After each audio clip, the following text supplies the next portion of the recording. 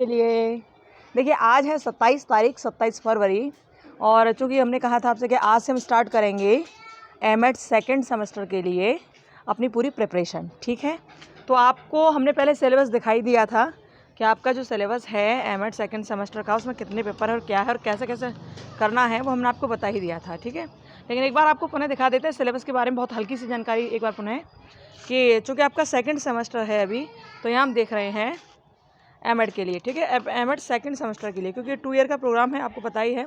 MEd का first semester का result आ ही चुका है, तो सेकंड सेमेस्टर की हम लोग तैयारी करेंगे। ठीक है, क्योंकि पेपर आपके जल्दी होंगे, बहुत लेट होने वाले नहीं हैं। तो ये देखिए सिलेबस को देखिए ध्यान से। आपने फर्स्ट सेमेस्टर तो अच्छी तरह कर लिया, आपका रिजल्ट भी आ गया, यहाँ तक आपका था तो आपका हो गया है ना। बहुत अच्छे नंबरों से बच्चे पास हुए हैं। जो पास नहीं हुआ वो निराश मत होना, अपना एग्ज़ाम पुनः दे देना। ठीक है, अब देखिए ये सेकंड सेमेस्टर का काम। सेकंड सेमेस्टर में 4 पेपर हैं और जो 5वां पेपर है वो डिजर्टेशन वाला है। डिजर्टेशन वर्क आपको करना है, तो इसको डिजर्टेशन को देखेंगे हम लोग लास्ट में। ठीक है, लास्ट में जब डिजर्टेशन हम लोग बनाएंगे ना, क्योंकि ये 50 नंबर के लिए है, ये इसको हम लास्ट में देखेंगे बिल्कुल। ठीक है, तो पहले हम देखेंगे इन चारों पेपर को। ओके, चारों पेपर को हम देखेंगे।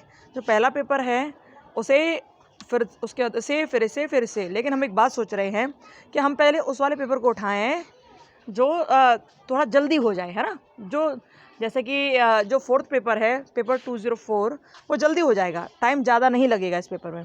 तो हम लोग ऐसे उठाएंगे कि सबसे पहले 204 उठाएंगे, फिर 203 उठाएंगे, फिर 202 उठाएंगे, फिर 201 उठाएंगे। इस तरह आपके चारों पेपर हो जाएंगे कंप्लीट, है ना। तो सबसे पहले उठाना है हम 204 उठाएंगे। ओके, और डिजर्टेशन वर्क जब बनेगा उसके बाद हम आपको इसको दिखाएंगे। तो ये अभी इसको नहीं करना है, इसको भी पेंडिंग में रखना है कुछ टाइम के लिए। सबसे पहले हम लोग करेंगे कौन सा वाला पेपर, पेपर 204। इसका क्या है, यह है टीचर एजुकेशन कॉन्सेप्चुअल फ्रेमवर्क।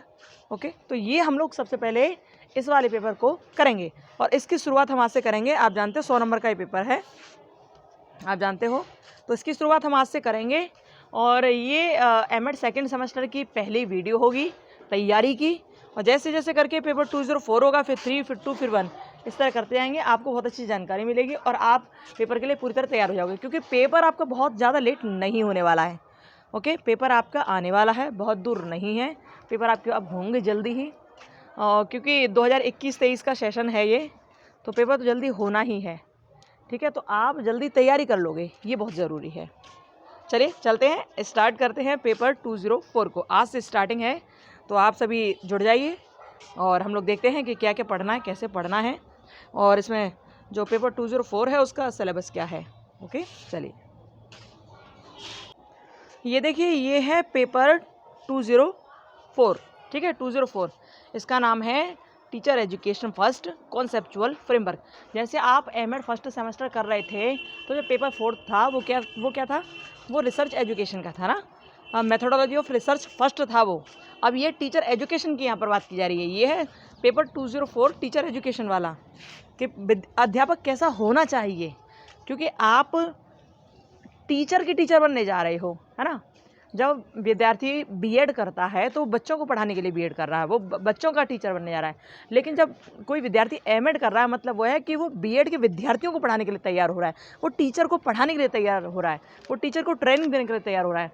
तो आप अध्यापकों को पढ़ाने के लिए तैयार हो रहे हो, तो उसके बारे में आपको सीखना पड़ेगा कि आप कैसे नए अध्यापक तैयार कर सकते हो, है ना, किस तरह आप उनको पढ़ाओगे, आपका रोल कैसा होना चाहिए। तो वो सारी बातें यहाँ पर लिखी हुई हैं, यानी कि आप टीचर के भी टीचर बनने जा रहे हो, तो यहाँ पर आपको सारी चीज़ मिलेंगी। ठीक है, क्या क्या कैसा होना चाहिए, क्या होना चाहिए, आप कैसे पढ़ाओगे, आप कैसे बच्चों को ट्रीट करोगे। नहीं, जो बीएड वाले स्टूडेंट होंगे आपके लिए तो विद्यार्थी ही होंगे ना वो, क्योंकि आप उनको पढ़ाने के लिए तैयार हो रहे हो, आप टीचर को पढ़ाने के लिए तैयार हो रहे हो, है ना। तो यहाँ सारी चीज़ें आपका बेस क्लियर हो जाएगा कि आखिर ये चीज़ है क्या। ओके, तो चलते हैं। आप देख पा रहे हो जैसे कि ये हमारा पेपर 204 है। 204 ध्यान रखना, इसका नाम है अध्यापक शिक्षा प्रथम संप्रत्यात्मक प्रारूप, है ना, teacher education first conceptual framework. तो इसमें 5 यूनिट हैं, जैसे कि आपकी उसमें हुआ करती थी पहले ही बीएड एमएड फर्स्ट सेमेस्टर की, ऐसे ही इसमें भी हर पेपर में 5-5 यूनिट है अधिकतर। ठीक है, तो जो पहली यूनिट है इसका नाम है changing context of teacher education in Indian scenario, है ना। तो इसमें बताया जाएगा कि टीचर एजुकेशन का मीनिंग क्या है, इसका नेचर क्या है, इसका कॉन्सेप्ट क्या है, क्यों लिया गया टीचर एजुकेशन को यहाँ पर, ओके। और इसका सोशल और पॉलिटिकल और इकोनॉमिक चेंज कैसे होता है टीचर एजुकेशन से सोसाइटी में, किस तरह का सोशल चेंज आता है, किस तरह का पॉलिटिकल चेंज आता है, इकोनॉमिकल चेंज कैसे आता है टीचर एजुकेशन से, ठीक है। और इसकी ज़रूरत क्यों है, need and importance of teacher education क्यों है। तो ये जो पहली यूनिट है इसे हम आज देखेंगे, फिर कल हम कोशिश करेंगे सेकंड यूनिट को दिखाने की। पूरा तो नहीं हो पाएगा खैर, क्योंकि इसमें बहुत सारे कमीशन वगैरह हैं, उसमें बहुत इंपॉर्टेंट चीज़ें हैं। तो पहले तो आज हम इसको देखते हैं, फिर कल शुरुआत करेंगे सेकंड यूनिट से, ठीक है। चलिए स्टार्ट करते हैं। तो बने रहिए अच्छी तरह से चैनल के साथ। वीडियो हो सकता है थोड़ी सी लंबी हो, हम ज़्यादा टाइम नहीं लेंगे, लेकिन फिर भी इतना ज़रूर आपको बताएंगे कि जितना आप पढ़ोगे एक बार में आपको समझ आ जाएगा। बस अच्छी तरह पढ़ जरूर लेना है ना, क्योंकि पेपर आपके करीब हैं, बहुत दूर नहीं है। ओके चलिए स्टार्ट करते हैं आज का ये सुंदर सा सेशन। आइए स्टार्ट। तो अब ये देखिए ये है, और आपको हाँ पता होगा कि हम यहाँ पर संजय पब्लिकेशन को ले रहे हैं। ओके यह आपकी फर्स्ट यूनिट है, इसका नाम है changing context of teacher education in Indian scenario, भारतीय संदर्भ में शिक्षक शिक्षा का परिवर्तित प्रारूप। ठीक, तो यहाँ पर जो प्रश्न है वह शिक्षक शिक्षा का अर्थ, यानी कि आप शिक्षकों को भी शिक्षा देने के लिए तैयार हो रहे हो ना, तो अब यहाँ पर उसका अर्थ बताया जा रहा है। उसका अर्थ क्या है, उसका क्षेत्र क्या क्या, और उसके शिक्षण का जो तरीका होता है उसको स्पष्ट करना है यहाँ पर। ठीक है, तो यहाँ पढ़ पाओगे कि एक बार ऐसा हुआ था कि भारतीय शिक्षा आयोग था जो 1964 में आया, इसी को एक दूसरे नाम से पुकारते हैं जिसका नाम है कोठारी आयोग। ठीक है, कोठारी आयोग भी इसी का नाम है। भारतीय शिक्षा आयोग को कोठारी आयोग के नाम से भी जाना जाता। तो जो कोठारी आयोग आया था ना, अच्छा कोठारी आयोग के जो अध्यक्ष थे, कोठारी जो थे, उनका पूरा नाम क्या था आप ये बताना हमको। ठीक है, तो देखिए अब शिक्षा का अर्थ की बात चली है, तो भारतीय शिक्षा आयोग ने कहा कि भारत के भविष्य का निर्माण कक्षाओं में होता है। और वास्तविक तो बात है भाई, भारत के भविष्य का निर्माण कहाँ होता है, कक्षाओं में होता है। यदि अच्छा आप पढ़ाते हो ना बच्चों को, तो वही कोई लॉयर बनता है, कोई डॉक्टर बनता है, कोई राजदूत बनता है, कोई अपने अपने हिसाब से, कोई IAS बनता है, कोई PCS बनता है, इस हिसाब से सब लोग बनते हैं ना। ओके, तो यहाँ दे रखा है, इन्होंने कहा था कोठारी आयोग ने, भारतीय शिक्षा आयोग ने कहा था कि भारत का जो भविष्य है ना वो कक्षाओं में पलता है, यानी कि कक्षाओं में उसका निर्माण होता है। तो क्या है, इन उद्देश्यों को मूर्त रूप एक शिक्षक ही दे सकता है। इनको मूर्त रूप यानी कि इनको मूर्त कैसे बना सकता है, मतलब कोई इन्हें मूर्त कैसे बना सकता है, यानी कि आपके सामने जो उजागर कर दे उस चीज़ को, है ना, आपके सामने प्रत्यक्षता दिखा दे, यानी उसे मूर्त रूप दे दे, एक मूर्ति रूप दे दे कि हाँ कि वास्तव में ये है बच्चा। अब एक टीचर है, टीचर ने बच्चे को पढ़ाया, अब बच्चा पढ़ लिख कर बहुत होशियार बना, आगे चल के किसी अच्छी जॉब पर चला गया, है, तो उसे टीचर ने ही तो उस बच्चे को मूर्त रूप दे दिया, इतना अच्छा पढ़ा दिया कि बच्चा आगे चल के अच्छी जॉब पर पहुंच गया, अच्छी पोजीशन पर पहुंच गया। तो यही तो मूर्त रूप देना है। हाँ, तो भारतीय शिक्षा आयोग ने ये कहा था कि एक शिक्षक ही ऐसा होता है जो मूर्त रूप दे सकता है। ठीक है, तो उन्होंने ये कहा। अब आगे क्या दे रखा है, इसमें यही सारी चीज़ दे रखी है कि शिक्षक शिक्षण के माध्यम से शिक्षा के उज्ज्वलतम उद्देश्य को प्राप्त करता है। जो शिक्षक होता है ना वो अपने शैक्षिक तकनीकी के माध्यम से, यानी TLM के माध्यम से, यानी शिक्षण तकनीकी के माध्यम से, और जब शिक्षण तकनीक उसकी अच्छी होती है ना तो उसके माध्यम से ही तो वो अपने उद्देश्यों की प्राप्ति कर पाता है ना। जितना अच्छा पढ़ाएगा बच्चा उतना अच्छा सीखेगा और समझेगा, फिर अपने आगे के लिए तैयारी करेगा। तो इसमें यही शिक्षक शिक्षण के बारे में बताया गया है।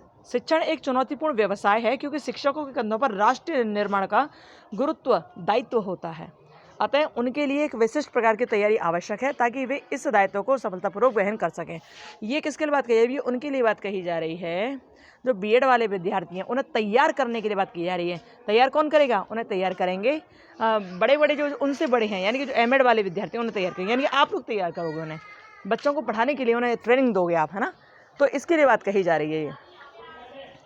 तो आप जब तक उन्हें सही से नहीं पढ़ाओगे तो वो बच्चों को कैसे सही पढ़ाएंगे, ये ज़रूरी है ना कि आपको भी तो सही पढ़ना पड़ेगा, तभी तो आप उनको पढ़ाओगे बच्चों को, तभी तो आप उन्हें पढ़ाओगे और फिर वो BEd वाले बच्चों को पढ़ाएंगे। ठीक है, तो शिक्षा का अब अर्थ दे रखा है। देखो शिक्षा का अर्थ क्या है, देखिए शिक्षक शिक्षा को शिक्षक की एक विशिष्ट समुदाय के परिप्रेक्ष्य में उसकी भूमिका के रूप में समझा जाता है। यानी टीचर एजुकेशन क्या है, टीचर एजुकेशन एक विशिष्ट समुदाय में एक व्यक्ति की एक उत्कृष्ट जो छवि होती है उसको दिखाता है। अब आप देखो, जो बिना पढ़े लिखे लोग होते हैं उनको देखो, जो पढ़े लिखे लोग होते हैं उनको देखो। पढ़े लिखे होने के बाद क्या होता है कि सेंस आ जाता है बात करने का। आप 10 लोगों के बीच में बैठकर अपनी बात रख सकते हो, आप उनके सामने सही बात कह सकते हो, आप हर चीज़ का मूल्यांकन करके बात बोलते हो। आप यूं ही बकवास नहीं कर जाते। जब आप पढ़े लिखे होते हो तो आप समझदारी से काम लेते हो, है ना। तो ये वही तो कह रहे हैं कि एक विशिष्ट समुदाय में एक स्पेशलिटी दिखाता है। जो इंसान पढ़ा लिखा होता है ना, जो शिक्षक अच्छा होता है, तो वो क्या स्पेशल बन जाता है लोगों के बीच में।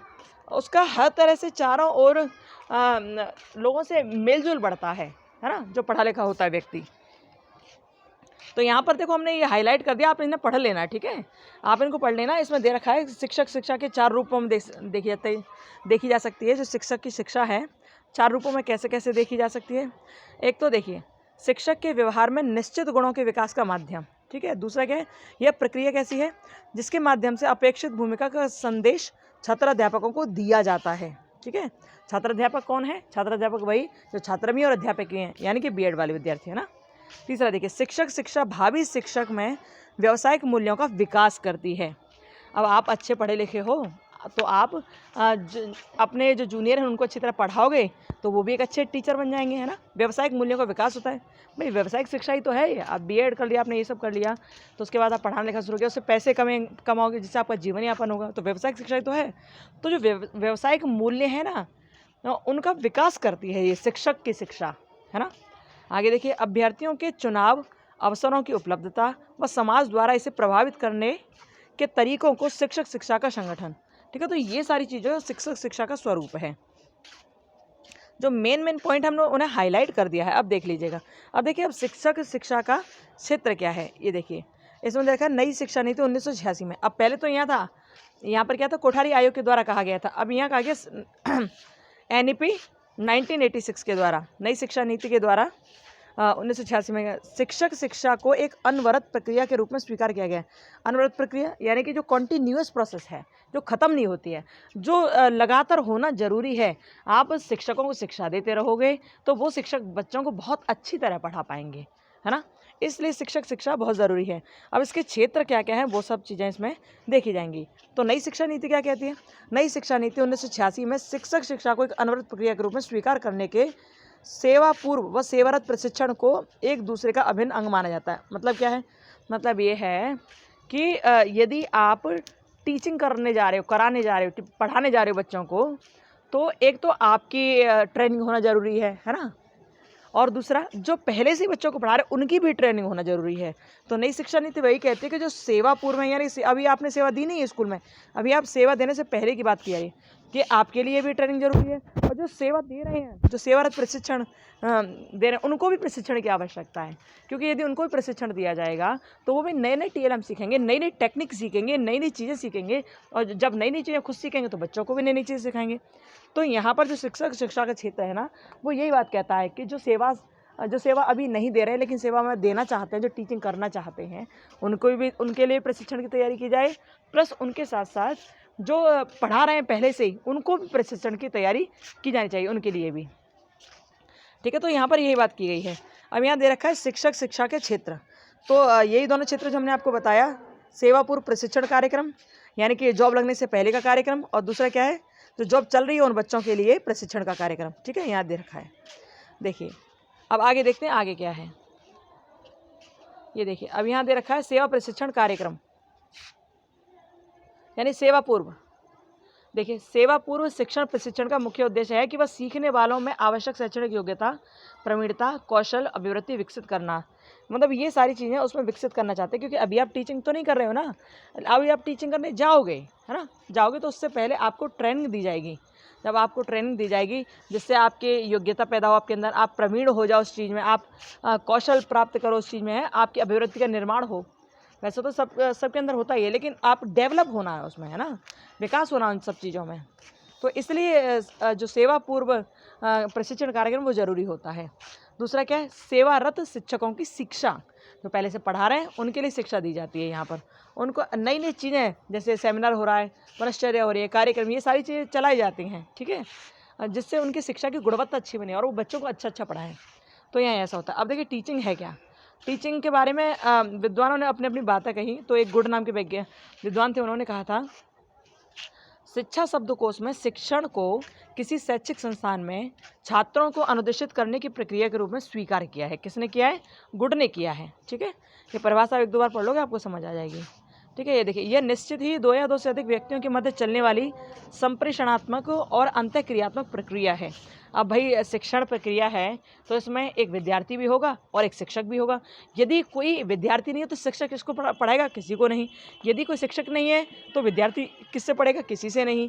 हाँ, तो यहाँ कम से कम दो लोगों के बीच होनी चाहिए। ये संप्रेषण ही तो है, ये आपस में बात ही तो कर रहे हो, है ना, ये कम्युनिकेशन ही तो हो रहा है। तो अभी देखो, जैसे हम आपको देख नहीं रहे, लेकिन आपके लिए ही तो ये वीडियो बन रही है। आप इसे सुनोगे, आप इसे समझोगे, तो यह कम से कम दो लोगों का आना जरूरी है ना। तो वो यही बता रहे हैं कि शिक्षण की जो प्रक्रिया होती है ना, इसमें कम से कम दो लोग होना जरूरी है, कम से कम। नहीं तो दो से ज़्यादा तो होना ही चाहिए, लेकिन दो लोग होना कम से कम जरूरी है, इन्होंने ये कहा। अब इसके बारे में बर्टन ने भी अपनी बात कही, स्मिथ ने भी अपनी बात कही, ठीक है, क्लार्क ने भी अपनी बात कही। तो यहाँ पढ़ लेना, हमने इसको हाईलाइट कर दिया है, आप पढ़ लोगे, क्योंकि हर पॉइंट बताया जाएगा तो बहुत बड़ी वीडियो हो जाएगी। ओके, तो आप इसे पढ़ लेना, इसका स्क्रीनशॉट ले लो और आराम से पढ़ लेना, कोई दिक्कत वाली बात नहीं है।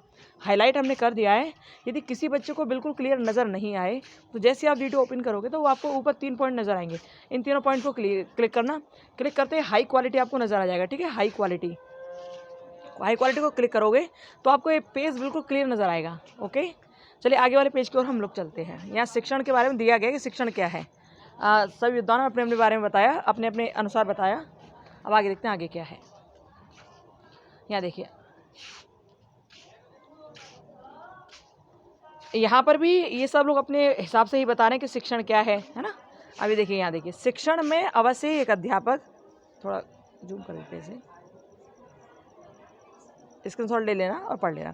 देखिए, शिक्षण में अवश्य ही, कौन सी लाइन, ये वाली, शिक्षण में अवश्य ही एक अध्यापक, एक या एकाधिक छात्र या सीखने वाले एवं एक अधिगम विवरण या पाठ्यक्रम होना आवश्यक है। देखो, आप सभी जानते हो कि शिक्षण कार्य के लिए कितनी चीज़ों की आवश्यकता है। ये ट्राइपोलर प्रोसेस है, आप जानते हैं ना। ये किसने दी थी, ये बताना, ट्राइपोलर प्रोसेस। ओके, किसने दी थी बताना, सबको पता होगी वैसे तो, बताना लेकिन। ठीक है, तो यहाँ पर एक पाठ्यक्रम का होना जरूरी है, सिलेबस होना ही चाहिए। ठीक है, पाठ्यक्रम होना चाहिए, जैसे कैरिकुलम आप बोल सकते हो। ठीक है, कैरिकुलम तो एक बहुत बड़ा क्षेत्र है और सिलेबस उसका एक छोटा सा पार्ट होता है। तो यहाँ पर सबसे पहले एक पाठ्यक्रम होना चाहिए, एक यहाँ पर टीचर होना चाहिए और तीसरा जो है वो यहाँ पर स्टूडेंट होना चाहिए। तो ट्राइपोलर प्रोसेस है जिसमें पाठ्यक्रम भी हो, टीचर भी हो और विद्यार्थी भी हो। यदि ये तीनों चीज़ें हैं तभी शिक्षण कार्य शुरू हो सकता है और ये शिक्षण कार्य अच्छी तरह से चल सकता है। ठीक है, तो यहाँ यही दे रखा है कि इन तीनों का होना आवश्यक है। ये त्रिध्रुवीय प्रक्रिया है। ऐसे आप यहाँ तक आराम से पढ़ ले जाओगे। अच्छा, टीचर के जो टीचर है ना, उसके बारे में बहुत सारी बातें कही जाती हैं। अभी इसको पढ़ के देखिए एक बार। इस प्रकार शिक्षण को, क्योंकि त्रिध्रुवीय मॉडल बता दिया ना आपको, तो वही बताया जा रहा था। इस प्रकार शिक्षण को एक त्रिध्रुवीय गत्यात्मक, यानी कि जो मोटर स्किल होती है उसके बारे में बताया जा रहा है। ठीक है, और अंतःक्रियात्मक सौदेश्य प्रक्रिया है। एक उद्देश्य की प्राप्ति के लिए तो ये होता ही है सारी प्रक्रिया, है ना। और इसे स्वीकार किया जा सकता है जिसमें अध्यापक छात्रों को किसी निर्धारित लक्ष्य यानी गोल की प्राप्ति के लिए पढ़ाता है। ठीक है, और उस पाठ्यक्रम में क्या क्या होता है? पाठ्यक्रम में निहित ज्ञान, तथ्य, विचार, भाव और कौशल क्रिया आदि को सिखाने के लिए प्रयास करता है। कौन? टीचर प्रयास करता है बच्चों को ये सारी चीज़ सिखाने के लिए कि भैया तुमने एक अपना गोल निर्धारित किया है, तो उस लक्ष्य की प्राप्ति के लिए, गोल की प्राप्ति के लिए टीचर विद्यार्थियों को पढ़ाता है। दूसरा क्या? उन्हें ज्ञान देने के लिए, उन्हें मतलब समझाने के लिए। ज्ञान देना बोले तो समझाना, यानी कि वास्तविक चीज़ों से ना रूबरू कराना, इसलिए पढ़ाता है वो बच्चों का ना। और उसके विचारों में प्रवीणता लाना, उसके कौशलों को सुंदर बनाना। तो ये सारा काम कौन करता है? ये एक टीचर करता है। अब देखिए क्या क्या होता है इसमें, ये हम लोग देखते हैं। ठीक है,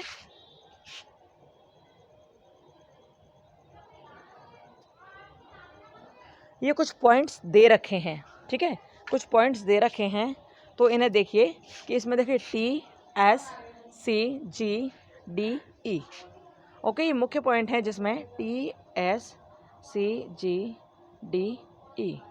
अब इनकी फुल फॉर्म दे रखी है कि ये जब टीचिंग और टीचिंग लर्निंग प्रोसेस होती है ना, तो उसमें ये सब चीज़ें होती हैं, है ना। क्या होती हैं? ये सब चीज़ें तो जो एक दूसरे से इंटरकनेक्टेड हैं, कोई किसी से भिन्न नहीं है, दोनों सारी चीज़ें एक दूसरे से इंटरकनेक्टेड हैं। ओके, तो यहाँ दे रखा है संकेताक्षर, देखिए इसमें कि टी का मतलब क्या है? अध्यापक या सिखाने वाला। अध्यापक बोले तो टीचर, ठीक है।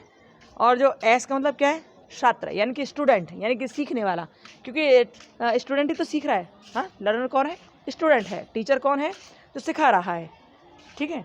आगे देखिए, सी क्या है? सी यानी पाठ्यक्रम, यानी कि विषय वस्तु। जी फॉर गोल, यानी कि जिस गोल की प्राप्ति के लिए आप लोग स्टडी कर रहे हो, पढ़ रहे हो। और डी क्या है? डेवलपमेंट। डी से मतलब क्या है? डेवलपमेंट, जो साइकिल होती है डेवलपमेंटल साइकिल, वो है ये, है ना। और ई क्या है? सामाजिक शैक्षिक वातावरण, ठीक है। जो आपका सामाजिक शैक्षिक वातावरण है, जो समाज में आप रह रहे हो ना, उसका जो एजुकेशनल एनवायरनमेंट है ना, वो ये है, ठीक है। तो अब ये सारी जो प्रक्रिया है ना, ये अंतः क्रिया होती है, पूरी पारस्परिक क्रिया, एक दूसरे से जुड़े हुए, इंटरकनेक्टेड हैं। तो इनकी फुल फॉर्म याद रखना, हो सकता है इस बारे में पूछ लिया जाए, ठीक है। इसके स्क्रीनशॉट ले लो, आराम से आप बैठ के पढ़ लेना, ठीक है। चलिए आगे देखते हैं हम लोग। देखिए, ये 4th पेज है इसका। अब यहाँ पर यही सारी बातें दे रखी हैं जो अभी आपने पीछे देखी, कि क्या होता है, कैसे होता है, और कैसे अनौपचारिक शिक्षा दी जाती है, औपचारिक शिक्षा कैसे दी जाती है, शारीरिक मानसिक विकास कहता है। यानी कि यहाँ पर आप 360 जो पूरा एरिया है, मतलब विद्यार्थियों का, उसको आप जज करते हो। उस पूरे 360 के अकॉर्डिंग आप बच्चों को पढ़ाते हो, ताकि उनका पूरा डेवलपमेंट हो, चाहे उनका सोशली डेवलपमेंट हो, चाहे उनका साइकोमोटर डेवलपमेंट हो, चाहे उनका कॉग्निटिव डेवलपमेंट हो, चाहे उनका एटीट्यूड का डेवलपमेंट हो, कुछ भी डेवलपमेंट हो, वो यहाँ पर देखा जाता है, ठीक है। ठीक है, तो इसमें यही बताया गया है कि एक जो आप जिस शिक्षक को तैयार कर रहे हो ना, वो शिक्षक ऐसा हो जो बच्चों को 360 डायमेंशनल के द्वारा उसका आंकलन करे, उनको तैयार करे, उनके सार्वभौमिक विकास की संकल्पना तैयार कर दे, और बच्चों का विकास हर तरह से करे, ठीक है। तो ये प्रश्न यहाँ तक था, तो आप इसको पढ़ लेना अच्छी तरह से। अब देखिए, अब इसमें क्या है, दूसरा देखिए, स्क्रीनशॉट ले लेना, ठीक है। दूसरा देखिए, अब यहाँ देखा गया है कि शिक्षण एक कला के रूप में है, स्पष्ट कीजिए। और क्या? शिक्षण की प्रकृति क्या है, प्रकार क्या है, उसके उद्देश्य व घटक क्या है, ये सारी चीज़ें पूछी गई हैं। तो यहाँ पर इसकी प्रकृति के बारे में बताया गया है ना, और इसके प्रकार के बारे में बताया गया है। बहुत इजी लैंग्वेज है, आप पढ़ पाओगे आराम से, कोई दिक्कत आपको नहीं होगी। किसी भी चीज़ में आपको कोई दिक्कत आए तो आप पूछ लेना। यहाँ शिक्षण कला की स्थिति, यानी कि आपका पढ़ाने का तरीका कैसा होना चाहिए। भैया सब जानते हैं, आपका जब कोई टीचर होता है ना, तो वो ऐसा होना चाहिए जो बच्चों को ऐसा माने जैसे कि भाई वो आपके फ्रेंड हों, उनकी हर तरह की परेशानी को वो समझे, है ना। उसका नेचर अच्छा होना चाहिए, वो किसी से रूड बिहेव ना करे, वो हर एक के प्रति अच्छा व्यवहार करे, प्यार से बच्चों से बात करें, उसकी जो शिक्षण शैली हो ना वो अच्छी हो, उसका प्रेजेंटेशन अच्छा हो, वो पढ़ाने का तरीका उसका अच्छा हो। यदि टीचर अच्छी तरह से पढ़ाता है तो विद्यार्थियों का ओवरऑल डेवलपमेंट होता है, विद्यार्थी अच्छी तरह आगे बढ़ते हैं। तो टीचर ऐसा ही होना चाहिए जो अच्छी तरह से अपनी सुंदर वाणी के द्वारा, अपने सुंदर प्रेजेंटेशन के द्वारा, अपने सुंदर शिक्षण विधि के द्वारा, अपने सुंदर टीएलएम के द्वारा बच्चों को पढ़ा सके, है ना। तो टीचर ऐसा होना चाहिए, चाहे वो कोई सब्जेक्ट पढ़ाए, लेकिन उसे पढ़ाने में बोरियत महसूस ना हो, उसे पढ़ाने में आनंद आए, उसे पढ़ने में आनंद आए बच्चों को, ऐसा होना चाहिए शिक्षण। तो यहाँ पर वही सारी चीज़ें दे रखी हैं कि शिक्षण एक कला है ना, तो इस कला को वो कैसे बच्चों के सामने प्रस्तुत करें, ये कला ही तो है। यदि आप प्रेजेंटेशन अच्छा देते हो अपने उन बच्चों के सामने, तो ये कला ही तो है। यदि आप अपने सुंदर वाणी में उनके सामने विचार व्यक्त करते हो, सुंदर तरह से उन्हें पढ़ाते हो, तो ये एक कला ही तो है। नहीं तो हर एक कोई थोड़ा ना सुंदर वाणी बोल पाता है ना। तो देखिए, ये सारी चीज़ें इसमें होनी चाहिए। ओके, चलिए स्क्रीनशॉट लेना, आगे बढ़ते हैं हम लोग। और ऐसा नहीं होना चाहिए कि बहुत से टीचर पढ़ाते हैं और जैसे पढ़ाते पढ़ाते किसी बच्चे ने कुछ पूछ लिया तो कहते हैं, अरे हाँ तू ही तो कल का वो प्राइम मिनिस्टर बनेगा, चल बैठना नीचे, चल बैठ नीचे, ज़्यादा मत बोला कर, नीचे बैठ जा, तू ही तो कल आईएएस बनेगा। जितना पढ़ रहा हूँ उतना सुन ले बस, जितना पढ़ा रहा हूँ उतना समझ ले बस। तो कुछ टीचर ऐसे बोलते हैं, तो वो कैसे बोलते हैं, जहर जैसी बात निकालते हैं ना। तो ऐसा टीचर नहीं होना चाहिए। टीचर होना चाहिए नॉर्मल, सॉफ्ट हार्टेड, प्यार करने वाला बच्चों से, सबको अपना मानने वाला, सबकी तकलीफ समझने वाला, ऐसा टीचर होना चाहिए। यदि ऐसा कोई है तो वास्तव में उस शिक्षण कला को समझ पाएगा, वास्तव में वो अच्छा शिक्षक होगा, वास्तव में बच्चों की फीलिंग समझेगा, है ना। तो ऐसा शिक्षण होना चाहिए। और यदि ऐसा कोई शिक्षक है तो वो वही तो एक कला है उसकी, है ना। चलिए आगे चलते हैं, इसका स्क्रीनशॉट लेना, आप देख लेना। ओके, चलिए ये देखिए, अब यहाँ दे रखा है कला का अर्थ, मीनिंग ऑफ आर्ट। यहाँ कला का मतलब वो नहीं है कि आपने ब्लैक बोर्ड पे एक डिज़ाइन बना दी या एक रंगोली बना दी, वो कला हो। यहाँ कला का मतलब है आपका बिहेव, है ना। कला का मतलब क्या है? आपका बिहेव। आपका बिहेव कैसा है बच्चों के प्रति, शिक्षण के प्रति, अपने कर्तव्यों के प्रति, वहाँ यहाँ पर कला का मतलब वही है। इसमें क्या है? इसमें कला में 3 पक्ष रखे जाते हैं, एक ज्ञान, दूसरा अभ्यास और तीसरा विश्वास। 3 पक्षों पर यहाँ पर जोर दिया गया है। ओके, तो यहाँ पर बहुत ही अच्छी तरह से बताया गया, सारी चीज़ हमने ये पढ़ी है, आप देख लेना। इसको अंडरलाइन हमने कर दिया है, अंडरलाइन क्या है, इसको हाईलाइट कर दिया है, बढ़िया तरह आप पढ़ पाओ, कोई दिक्कत नहीं, बहुत ईजी है। पूरा ही चैप्टर बहुत ईजी है, एक बार भी पढ़ लोगे तो भी आपको क्लियर समझ में आ जाएगा। ठीक है, तो आप यहाँ तक पढ़ लेना अच्छी तरह से। ओके, अब शिक्षण की प्रकृति कैसी होती है, इसका नेचर क्या होता है टीचिंग का? तो देखो, शिक्षण एक अंतः प्रक्रिया है। Teaching is an interactive process. ठीक है, ये किसके बीच होती है? शिक्षक तथा छात्रों के मध्य चलने वाली क्रिया है, तो अंतर प्रक्रिया है ये। दूसरा क्या है? शिक्षण एक सामाजिक और व्यावसायिक प्रक्रिया है ना, जिसकी समाज में रहना भी सिखाती है और हमें एक अच्छे व्यवसाय से भी ये जोड़ सकती है। यदि हमने शिक्षण अच्छी तरह किया है तो हमको अच्छी जॉब भी मिल जाती है और समाज से तो हम जुड़ ही जाते हैं। समाज से जुड़ने का मतलब क्या है भैया? बच्चा स्कूल में जाता है, पढ़ता है, लिखता है, तो एक ही अकेला थोड़ा ना होता है वो, कितने बच्चे होते हैं, अलग अलग समाज से आए हुए, अलग अलग कल्चर से आए हुए होते हैं वो बच्चे, है ना। तो क्या है कि शिक्षण एक क्या है? सामाजिक प्रक्रिया और व्यावसायिक प्रक्रिया।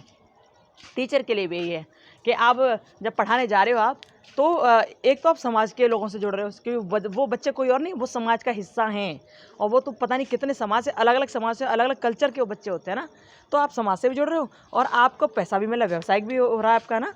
तो ये सारी चीज़ें हैं। और तीसरा क्या है? क्योंकि प्रकृति पूछ रहे हैं, प्रकृति का मतलब इसके बारे में आपको बताना है कि शिक्षण है क्या क्या। तो एक तो ये अंतर प्रक्रिया है, दूसरा सामाजिक व्यवसायिक प्रक्रिया, तीसरा क्या है? शिक्षण एक सौउद्देश्य प्रक्रिया है, मतलब एक गोल टारगेटेड है, आप एक गोल प्राप्त करते हैं इसके द्वारा, शिक्षण के द्वारा।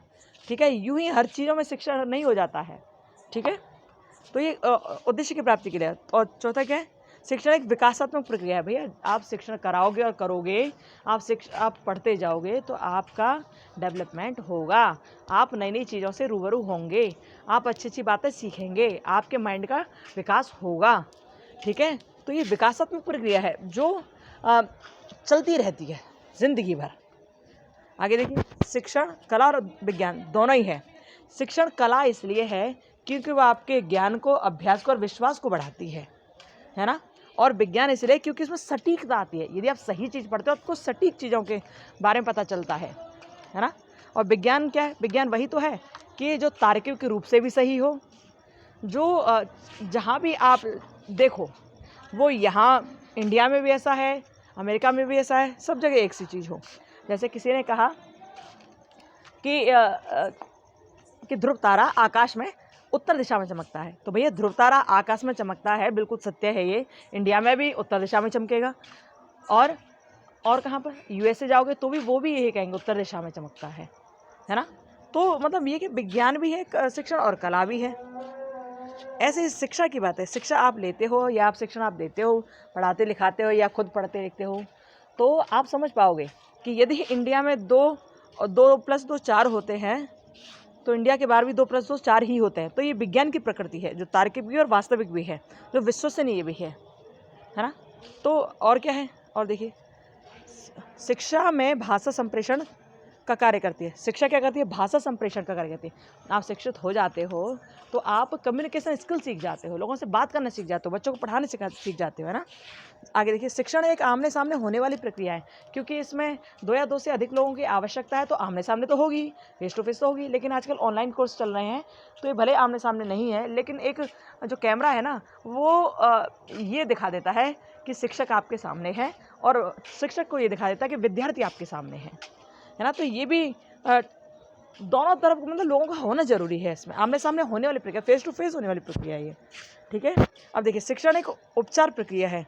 अब यदि कोई किसी भी तरह से परेशानी में है, चाहे वो पढ़ाई लिखाई से रिलेटेड परेशानी हो, चाहे उसके घर से रिलेटेड परेशानी हो, कुछ भी हो, तो यदि कोई टीचर पढ़ा रहा है उस बच्चे को, विद्यार्थी को पढ़ा रहा है, वो देख लेता है टीचर कि इस बच्चे के अंदर कोई समस्या है, तो उसकी समस्या को पहचान कर उसका मूल्यांकन करके उस बच्चे की परेशानी को दूर करने का प्रयास करता है। तो ये क्या है? ये रिमेडिकल है। कैसे? रिमेडिकल प्रक्रिया है। टीचर ये क्या करती है? ये उपचार भी करती है ना। शिक्षक प्रक्रिया क्या है? उपचार भी करती है ये। ओके, आप ध्यान से इसे पढ़ लेना। प्रकृति हमने बड़ा शॉर्ट में समझा दिया, आप आराम से पढ़ लेना। ठीक है, चलिए आगे चलते हैं, इसका स्क्रीनशॉट ले लीजिए और हाई क्वालिटी करके देख लीजिएगा। अब देखिए यहाँ शिक्षण के प्रकार वगैरह दे रखे हैं। पहले तो अभी तो यही है कि शिक्षण एक तार्किक क्रिया है, शिक्षण का मापन किया जा सकता है, मेजरमेंट इसका किया जा सकता है, ठीक है। और शिक्षण में सुधार तथा विकास भी किया जा सकता है। शिक्षण अनुबंधन से लेकर प्रतिपादन तक एक सतत प्रक्रिया है, यानी कि चलती रहती है, कॉन्टीन्यूअस प्रोसेस है, इसमें कहीं रुकावट नहीं आती, चलती ही रहती है ये। अच्छा, शिक्षण का मतलब ये मत समझना कि आप केवल एक स्कूल में बैठे हो तभी आप शिक्षा ग्रहण कर रहे हो, ऐसा नहीं है। विद्यार्थी औपचारिक, अनौपचारिक और निरौपचारिक हर तरह की शिक्षा ग्रहण करता है, चाहे वो समाज में हो, चाहे वो परिवार में हो, चाहे वो स्कूल में हो, चाहे वो कहीं हो, है ना, हर तरह की। और देखिए शिक्षण एक निर्देशन की प्रक्रिया है, शिक्षण एक औपचारिक अनौपचारिक प्रक्रिया है, शिक्षण एक सतत प्रक्रिया भी है, ठीक है। तो ये सारी चीज़ें आप समझ गए होंगे। आगे देखिए अब शिक्षण के प्रकार क्या क्या हैं। प्रकारों में इन्होंने कहा कि उद्देश्य की दृष्टि से भी 3 प्रकार हैं, और स्तरों की दृष्टि से भी 3 प्रकार हैं, और क्रियाओं की दृष्टि से भी 3 प्रकार हैं, ठीक है। और तो और शासन के अनुसार भी शिक्षण के 3 ही रूप हैं, ठीक है। ये तो बहुत सारे हैं लेकिन इनके अनुसार 3 सब बताए गए हैं। तो देखो उद्देश्य की दृष्टि से भी 3 है, ध्यान रखना, स्तर भी इसके लेयर भी 3 हैं, और क्रियाएं भी 3 हैं, और शासन के अनुसार भी 3 हैं। 3 कौन कौन से हैं? यदि हम उद्देश्य की दृष्टि से देखें तो इसके 3 उद्देश्य हैं, एक तो ज्ञानात्मक शिक्षण, दूसरा भावात्मक और तीसरा क्रियात्मक, ठीक है। कॉग्निटिव होता है एक, और एक कौन सा है, एक आपके इमोशन पर जो काबू करता है, जो आपके इमोशंस को बताता है, ठीक है, इमोशनल जो होता है, ठीक है। और क्या है, और एक साइकोमोटर है, ठीक है, यानी क्रियात्मक शिक्षण, ठीक है। तो इस तरह से ये 3 चीज़ें होती हैं, ये कि उद्देश्य की दृष्टि से था। अब स्तरों की दृष्टि से जो 3 स्तर होते हैं ना, वो 3 स्तर कौन कौन से हैं? एक तो है स्मृति स्तर, स्मृति यानी कि मेमोरी लेवल। मेमोरी लेवल में क्या किया जाता था, बच्चों को चीज़ें रटाई जाती थी, है ना, जो प्राइमरी वाले बच्चे होते थे पहले चीज़ें रटाई जाती थी। तो ये स्मृति स्तर किस में आता है, ये इन्हीं 3 स्तरों में आता है। और दूसरा क्या है, बोध स्तर यानी अंडरस्टैंडिंग लेवल, आपने पढ़ रखे होंगे, तीनों लेवल पढ़ रखे होंगे, ठीक है। और थर्ड क्या है, रिफ्लेक्टिव लेयर, है ना, यानी चिंतन स्तर। तो ये तीनों स्तर आते हैं इसमें, ओके। शिक्षण के स्तरों की दृष्टि से इस तरह से ये चीज़ कही गई इसमें, शिक्षा के प्रकार। और देखिए तीसरा, देखिए शिक्षण की क्रियाओं की दृष्टि से, अब क्रियाओं की दृष्टि से कही जा रही है, ये ध्यान रखना, लेयर की बात की जाए यानी कि स्तरों की बात की जाए तो इसमें स्मृति, बोध स्तर और चिंतन स्तर होगा। लेकिन उद्देश्य की बात की जाए तो आप जानते हो कि बच्चों के कॉग्निटिव डेवलपमेंट करना, यानी कि उनके ज्ञान का विकास करना, उनके इमोशंस का विकास करना, और उनके साइकोमोटर स्किल का विकास करना। तो ये तो स्किल है ना, स्किल उद्देश्य के अंतर्गत ही तो आती है, ठीक है। तो वहाँ समझ लेना। स्तरों की बात की जाए तो इन तीनों को बता देना। अब क्रियाओं के बारे में बात की जाए तो क्रियाएं जो आप करते हो, है ना, क्रिया क्या करते हो, तो कैसे कैसे करोगे। एक तो भैया आप बोलकर करोगे, दूसरा आप दिखाकर करोगे, है ना, आपने बोल दिया कुछ, और दूसरा क्या था, आपने दिखा के ब्लैक बोर्ड पर कुछ लिख दिया, कुछ दिखाए, या फिर कुछ मूर्त चीज़ें दिखाई जो बच्चों को नजर आए, कॉन्क्रीट चीज़ें दिखाई आपने। और तीसरा आप करके दिखाओगे, है ना, तीसरा आप करके दिखाओगे। तो जो क्रियाएं हैं, क्रियाओं का मतलब ही करना है। तो पहले तो आप बच्चों के सामने गए, आपने सारी चीज़ें, किसी की डेफिनेशन बताई, बोलकर बोल दी, है ना, प्रस्तुतिकरण कर दिया। दूसरा आपने दिखा कर देखो भैया मैंने तुम्हें ये डेफिनेशन बताई है ना, तो देखो इसका चीज़ ये है ना। और तीसरा आपने करके दिखा दिया। तो बस ये होता है इसमें क्रियाओं की दृष्टि से। और चौथा क्या है, चौथा है शासन के अनुसार शिक्षण के रूप। अब शासन के अनुसार भी भाई 3 तरह के इसके रूप होते हैं। एक तो ये एकतांत्रिक शिक्षण, एकतांत्रिक शिक्षण, दूसरा प्रजातांत्रिक, तीसरा हस्तक्षेप रहित। तो एकतांत्रिक का मतलब क्या है कि टीचर यहाँ पर अपने हिसाब से काम करे, एक तंत्र चल रहा है, ठीक है, अपने हिसाब से काम कर रहा है। एक तो ये होता है उसका रूप, टीचर जो पढ़ा रहा है वो बच्चे पढ़ रहे हैं, यानी कि लेक्चर मेथड टाइप उस तरह से। और दूसरा होता है प्रजातांत्रिक शिक्षण। प्रजातांत्रिक में सबकी बात मानी सुनी जाती है ना, सबकी बात, हर प्रजा की बात मानी जाती है, प्रजा को सर्वश्रेष्ठ माना जाता है ना। तो जैसे उसने कहा ना कि शासन क्या है, जनता का जनता द्वारा जनता के लिए शासन, है ना, लोकतंत्र ही तो है वो, प्रजातंत्र ही तो है वो। तो यहाँ पर हर एक की बात मानी जाती है। तीसरा हस्तक्षेप रहित शिक्षण, हस्तक्षेप नहीं किया जाएगा, आप जो पढ़ा रहे हो, जैसा पढ़ा रहे हो, आप जैसा पढ़ रहे हो उसमें कोई हस्तक्षेप नहीं करेगा, आप पढ़ाओ। ये है 3 तरह से, ठीक है। तो इसमें क्या है, शिक्षण के रूप थे ये। और चौथा क्या है, देखिए आगे देखिए नीचे वाली लाइन में, शिक्षण व्यवस्था की दृष्टि से। और व्यवस्था की दृष्टि 2 प्रकार के होते हैं ये, औपचारिक और अनौपचारिक। औपचारिक शिक्षण वो होता है जो बच्चों को आप क्लास में बिठाकर देते हो, लिखित में जो होता है, ठीक है, औपचारिक शिक्षण होता है। और अनौपचारिक वो होता है जो बच्चा अपने घर से, आस पड़ोस से, समाज से सीखता है। मतलब उसमें किताब कॉपी की ज़रूरत नहीं होती, लेकिन वो फिर भी सीखता है, लर्निंग चलती है। लर्निंग चाहे समाज के थ्रू हो, चाहे क्लास के थ्रू हो, तो लर्निंग तो चलती ही चलती है। औपचारिक शिक्षण का मतलब यही होता है, औपचारिक शिक्षा का मतलब यही होता है कि किसी एक इंस्टीट्यूशन में बैठकर, किसी एक क्लास में बैठकर जब कोई सीखता है, किताब कॉपी के माध्यम से हर तरह से सीखता है, तो वो होता है औपचारिक शिक्षा। लेकिन अनौपचारिक वो होता है कि जिसमें किताब कॉपी की आवश्यकता नहीं है, बच्चा बाहर जाकर भी सीखता है, समाज से भी सीख सकता है, कैसे भी सीख सकता है, वो होता है अनौपचारिक, है ना। तो इस तरह से इसमें दो चीज़ दी गई हैं शिक्षण की व्यवस्था की दृष्टि से। आई होप आपको समझ आएंगे, अच्छी तरह पढ़ लेना इसको, इसके स्क्रीनशॉट लेना, आराम से पढ़ लेना। आगे चलते हैं हम लोग। ओके, चलिए ले लीजिए इसका स्क्रीनशॉट जल्दी से। देखिए अब यहाँ दे रखा है 6 पॉइंट। देखिए शिक्षण के स्वरूप की दृष्टि से, आपके स्वरूप की दृष्टि से क्या है, एक तो इसका स्वरूप कैसा है, एक तो इसका डेस्क्रिप्टिव नेचर है ना, टीचिंग कैसी है, डेस्क्रिप्टिव नेचर वाली, और रेमेडिकल नेचर वाली है टीचिंग। यदि किसी बच्चे को कठिनता होती है किसी चीज़ को समझने में, तो टीचर उसको डायग्नोज करता है उसको, है कि इसको किसी चीज़ में समस्या आ रही है। फॉर्मेटिव असेसमेंट के द्वारा वो उसका डायग्नोज करता है, उसके बाद देखता है ना कि इसको परेशानी आ रही है, तो उसका वो उपचार भी करता है। यदि विद्यार्थी को कोई चीज़ समझने में तकलीफ हो रही है, तो टीचर समझ जाता है कि विद्यार्थी परेशान है, अब मुझे इसकी परेशानी का निराकरण करना चाहिए। ठीक है, तो ये जो इसके स्वरूप है ना, दो तरह का होता है, डेस्क्रिप्टिव होता है यानी कि वर्णन करके, और दूसरा तो उपचारात्मक, उपचार भी कर देता है इसका। ठीक है, तो आप इस तरह समझ पाएंगे। आगे देखिए, आगे क्या शिक्षण के उद्देश्य। अब इसके उद्देश्य क्या क्या होने चाहिए, शिक्षण के उद्देश्य क्या क्या होने चाहिए। तो जैसे कि आपने अभी पॉइंट में पढ़ा ही था कि शिक्षण एक सउद्देश्य प्रक्रिया है ना। तो इसका लक्ष्य क्या है, इसका लक्ष्य है छात्रों की सहायता करना, उनको एक उत्तम चिंतक बनाना है, यानी कि वो अच्छा सोचने वाले हो जाएं, वो सुंदर सोच पाएँ, उन्हें तार्किक बनाना, उन्हें एक उत्तम कार्यकर्ता बनाएं। शिक्षक का मतलब यही है। ठीक है, शिक्षण का उद्देश्य ही यही है, छात्रों की सहायता करना, उनके अंदर आंतरिक और बाहरी अनुभवों का विकास करना। ठीक है, और उसमें समन्वय स्थापित करवाना सिखाना। तो ये सारी चीज़ें ध्यान रखना, आज के टाइम में टीचर कोई नेता नहीं है, टीचर कोई ऐसा नहीं है कि टीचर ही बस गॉड बन गया हो और वो जैसा कहेगा वैसा विद्यार्थियों को करना पड़ेगा। नहीं, आज के टाइम में ऐसा नहीं है। टीचर एक सुविधा दाता है, केवल ध्यान रखना, केवल एक सुविधा प्रदान करने वाला है। ये जितने भी NCF और ये सब चीज़ आई हैं ना, इन्होंने बिल्कुल टीचर के कर्तव्य को बिल्कुल क्लियर कर दिया है कि टीचर कैसा है, टीचर कौन है बच्चों के लिए। एक रिफ्लेक्टिव प्रैक्टिशनर भी है टीचर, ठीक है, और टीचर एक सुविधा दाता भी है। लेकिन ये नहीं कि टीचर कोई ऐसा भगवान बन गया हो जो वो करेगा और कहेगा वो तो बच्चे वैसा करेंगे, ऐसा कुछ नहीं है। इसलिए टीचर बन जाओ तो ऐसा मत करना कि बच्चों पर अपना रौब जमाओ। ठीक है, ध्यान रखना इस बात को। तो आपने देख लिया कि शिक्षण के उद्देश्य क्या क्या है। ठीक है, क्योंकि टीचर एक सुविधा प्रदान करने वाला, तो आपको सुविधा प्रदान करने वाला होना, अच्छा बनना है आपको बच्चों के अंदर शैक्षिक विकास करना, उनके लक्ष्य की प्राप्ति करवाना है। अब देखिए शिक्षण के घटक क्या क्या हैं। तो घटक जैसा कि आपने आपको बताया, हमने बताया था 3 कंपोनेंट्स, है ना, देयर आर 3 कंपोनेंट्स। तो इसमें 3 कंपोनेंट्स में कौन कौन से हैं, एक तो टीचर होगा, एक स्टूडेंट होगा, और एक क्या होगा, एक होगा इसमें करिकुलम यानी कि पाठ्यक्रम। ठीक है, जब तक ये तीनों चीज़ें नहीं हैं तब तक टीचिंग का कोई मतलब ही नहीं है, शिक्षण का कोई मतलब ही नहीं है। अब देखिए ये जैसे ट्राइपोलर प्रोसेस है, चूँकि यहाँ हो गया टीचर, ठीक है, यहाँ हो गया स्टूडेंट, यहाँ हो गया करिकुलम।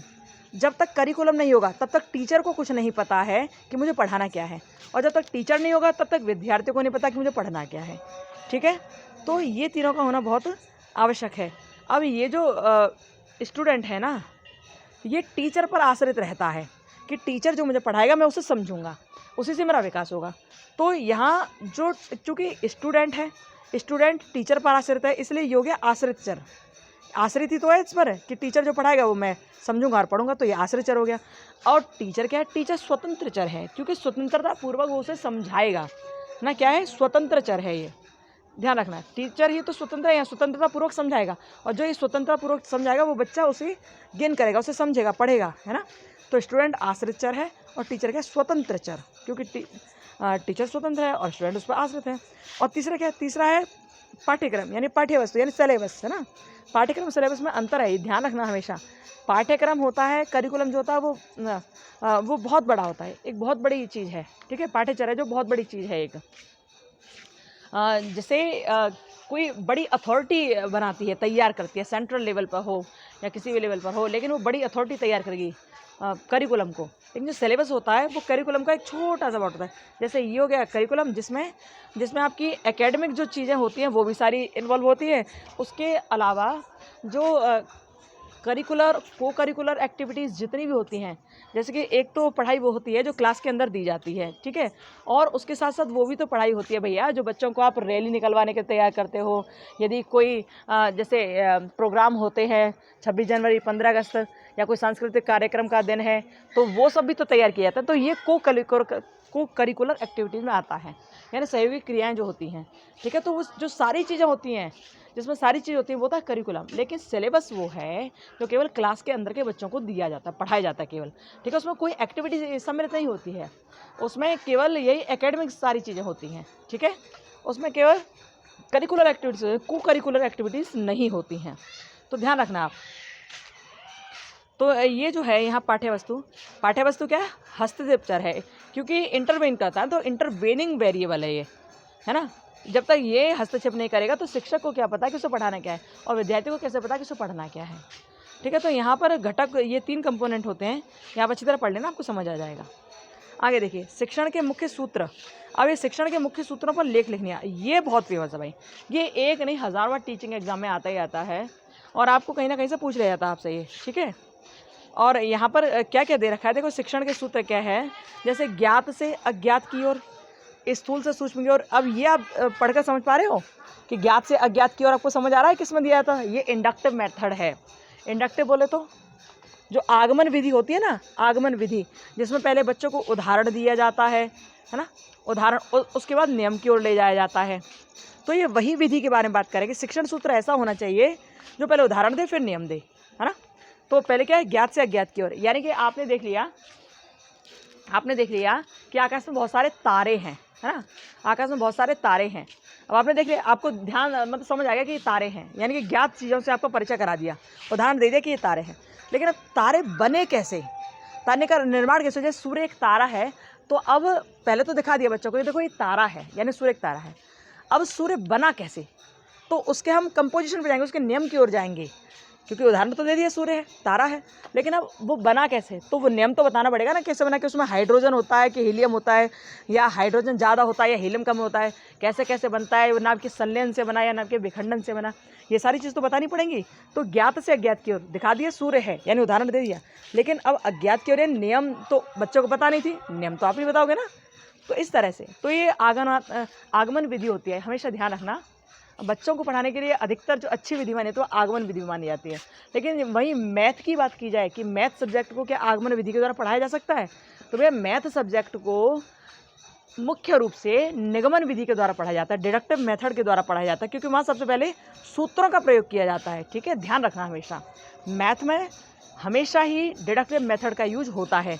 लेकिन और सब्जेक्ट की बात की जाए तो वहाँ आप किसका यूज़ करते हो, वहाँ आप यूज़ करते हो इंडक्टिव मेथड का, यानी आगमन विधि का, क्योंकि उसमें आप पहले उदाहरण दे सकते हो, ठीक है। आजकल तो मैथ में भी इंडक्टिव मेथड का यूज़ किया जाने लगा है, ओके। चलिए, तो आप इसे समझ गए होंगे, ज्ञात से अज्ञात की ओर, स्थूल से सूक्ष्म की ओर, जो आपको नज़र आ रहा है ना, हमने बताया ये सूर्य एक तारा है, वो आपको नज़र तो आ रहा है ना, लेकिन बना कैसे, तो अब उस चीज़ की ओर जाएंगे हम, यानी सूक्ष्म की ओर, है ना। तो इस तरह आप देख पाओगे। आगे देखिए, स्क्रीनशॉट लेना इसका और आप आराम से समझो आपको, ठीक है। चलिए, ये देखिए, अब इसी के बारे में दे रखा है, सरल से जटिल की ओर, अप्रत्यक्ष से प्रत्यक्ष की ओर, है ना, ये दे रखा है, देखो ये दे रखा है, पूर्ण से अंश की ओर, पूर्ण से अंश की ओर किसने बताया था, गेस्टोल्टवादी जो थे, ठीक है। ये पूछ लिया जाता है कि गेस्टोल्ट का अर्थ क्या होता है, तो गेस्टोल्ट का अर्थ होता है संपूर्ण, यानी कि कार को आप देख रहे हो तो कार में पहिए वगैरह सब चीज़ होती है, स्टीयरिंग भी होती है ना, पूरी बॉडी होती है कार की, होती है ना। तो ये तो हो गया संपूर्ण, जिसके बारे में बात की जाए, जो संपूर्णता के बारे में बात की जाए, तो वो तो गेस्टोल्टवादी। लेकिन जब आप कार के सिर्फ पहियों को देखोगे, अलग अलग चीज़ करके देखोगे, तो वो गेस्टोल्टवादी में नहीं आता है, ठीक है। तो ये क्या है, ये पूर्ण से अंश की ओर है, पहले पूर्ण चीज़ आपको दिखाई जाएगी, ये कार है भैया, फिर उसके बाद आपको बताया जाएगा कि बनी कैसे, इसमें देखो इस नंबर की स्टीयरिंग भी है, इसमें ऐसी ऐसी चीज़ें हैं ना, तो होता पूर्ण से अंश की ओर। चलिए आगे चलते हैं हम लोग, पढ़ लेना आप लोग, हाईलाइट कर दिया हमने से, है ना। चलो, अब देखो, अनिश्चित से निश्चित की ओर, अनिश्चित से निश्चित की ओर, विशिष्ट से सामान्य की ओर, अनुभूति से युक्ति युक्त की ओर, और मनोवैज्ञानिक से तार्किक क्रम की ओर। ये बहुत सिंपल पॉइंट हैं, एक बार में आपको समझ आ जाएंगे, कहीं कोई दिक्कत आपको नहीं होने वाली है। हाईलाइट कर ही दिया, आप देख लेना ठीक से, फिर भी कोई दिक्कत आए तो आप कमेंट बॉक्स में कमेंट करके पूछ लेना, ठीक है। चलो आगे देखते हैं। अब देखिए इसमें प्रकृति का अनुसरण यार फॉलो नेचर, ये भी इसमें देखा। अब आपने देखा होगा जो नेचर के बारे में ज़्यादा बात करते थे कि बच्चों को प्राकृतिक तरह से सिखाना चाहिए, वो कौन थे? वो रूसो थे, है ना? कौन थे? रूसो थे। उन्होंने बहुत जोर दिया था प्राकृतिक शिक्षा पर कि आप नेचर के द्वारा सिखाओ बच्चों को, पढ़ाई लिखाई को छोड़ो, ऐसा नहीं किताब विताब को छोड़ो, किताब विताब के माध्यम से मत सिखाओ, उन्हें बाहर ले जाकर सिखाओ, उन्हें लर्निंग बाय डूइंग सिखाओ, है ना? करके सिखाओ, बस ये चाहते थे वो, प्रकृति के द्वारा सिखाओ। यदि एनवायरमेंट के आप टीचर हो, यदि आपको पर्यावरण पढ़ाना भी बच्चों को, तो पास के किसी गार्डन में ले जाओ, उन्हें दिखाओ, फूल से उनकी जानकारी कराओ, ये सारी चीज़ें उन्होंने कही थी, ठीक है।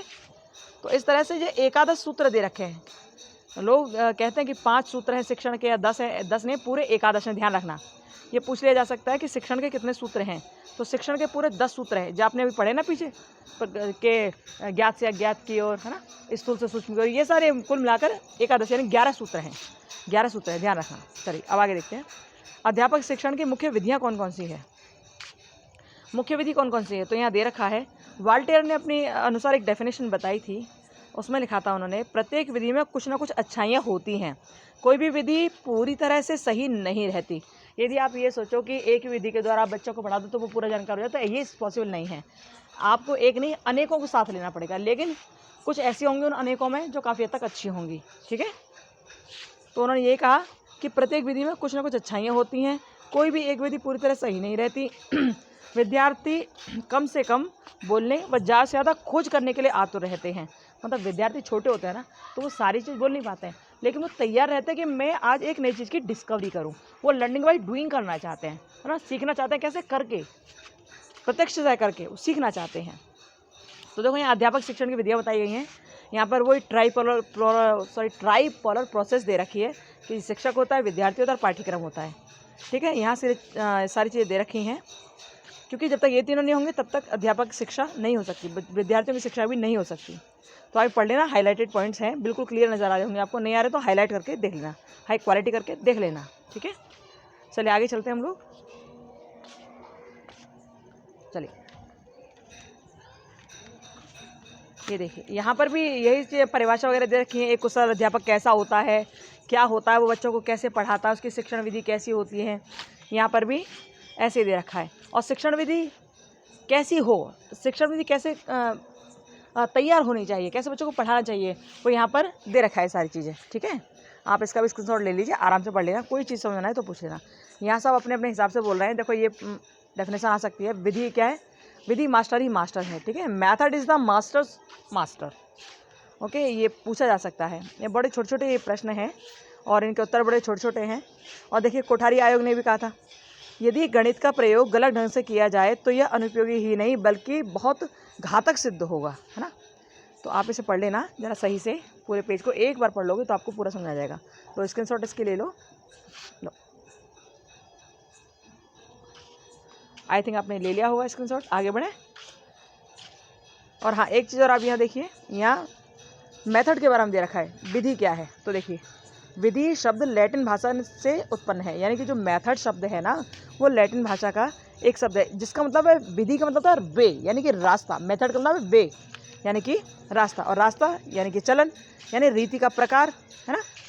तो ये ध्यान रखना है कि ये एक लैटिन शब्द है जिसका मतलब है वे, ओके। यहाँ पढ़ लेना इसको सही से, क्या क्या खुल गया, ओके। तो चलिए आगे चलते हैं हम लोग, स्क्रीनशॉट इसका ले लीजिए, आगे बढ़ते हैं। यहाँ देखिए, वही शिक्षण विधि के बारे में दे रखा है, बड़ा सिंपल सा है, ये पढ़ के देख लेना, बहुत सिंपल है। स्क्रीनशॉट ले लीजिए इसका भी, इसका स्क्रीनशॉट ले लीजिए इनका। नॉलेज के साथ साथ क्या होना चाहिए, देखो उसकी जिसको आप पढ़ा रहे हो ना, उसका इंटरेस्ट भी होना चाहिए उस चीज़ में। ऐसे नहीं है कि आप पढ़ाते चले जा रहे हो कुछ भी और विद्यार्थियों को इंटरेस्ट नहीं आ रहा है। एक बच्चा कागज़ के जहाज बना के उड़ा रहा है आकाश में, हाँ, एक बच्चा क्या कर रहा है, एक बच्चा पानी के बहाने क्लास से बाहर निकल गया। तो ऐसा नहीं होना चाहिए। आप जो पढ़ा रहे हो उसमें बच्चों का इंटरेस्ट होना चाहिए। तो जब पढ़ाते हो ना, तो पढ़ाते टाइम पीछे भी देख लिया करो बच्चा कर क्या रहा है, ठीक है। तो यहाँ पर सारी चीज़ें दे रखी हैं, पढ़ लेना आप, ये सारी चीज़ें हैं इसमें। अब देखिए, अध्यापक शिक्षा के मुख्य लक्ष्य क्या है। जो टीचर एजुकेशन है ना, उसका मुख्य लक्ष्य क्या है, उसका गोल क्या है मेन, वो यहाँ दे रखा है। अब भाई अब सोच के देखो आप, टीचर को एजुकेशन क्यों दी जाए, क्या होगा उसे एजुकेशन देकर? उसको एजुकेशन इसलिए दी जाए क्योंकि अभी कहा था ना कि जो कल का भविष्य है ना, उसका निर्माण कक्षाओं में होता है। तो जब टीचर ही अच्छा नहीं होगा, जब टीचर ही पढ़ाने योग्य नहीं होगा, जब टीचर कोई कुछ अता पता नहीं है किसी सब्जेक्ट का, तो क्या वो अच्छे भविष्य का निर्माण कर पाएगा? क्या वो अच्छा भविष्य क्या बच्चों को तैयार कर पाएगा? वो नहीं कर पाएगा ना। इसलिए टीचर एजुकेशन ज़रूरी है, इसलिए टीचर का पढ़ना भी ज़रूरी है, टीचर को ट्रेनिंग देना ज़रूरी है, इसलिए टीचर की एजुकेशन बहुत ज़रूरी है। ठीक है, तो इसका मुख्य लक्ष्य क्या है? इसका मुख्य लक्ष्य यहाँ सारी चीज़ दे रखी हैं। देखिए, अध्यापक शिक्षा के बारे में जो अध्यापक शिक्षा का मुख्य लक्ष्य है वो दे रखा है। अध्यापक शिक्षा का लक्ष्य मानव संसाधन का विकास करना। मानव संसाधन क्या है भैया? यही तो है, आप ह्यूमन कैपिटल तैयार करो, बच्चों को तैयार करना, तो ह्यूमन कैपिटल को तैयार करो। यदि आपने आज बच्चों को तैयार कर दिया तो आगे चल के वो एक अच्छे पोजीशन पे पहुंच जाएंगे। जैसे आपका नाम रोशन होगा, देश का नाम रोशन होगा। ठीक है, तो मानव संसाधन का ही तो विकास कर रहे हो आप ये।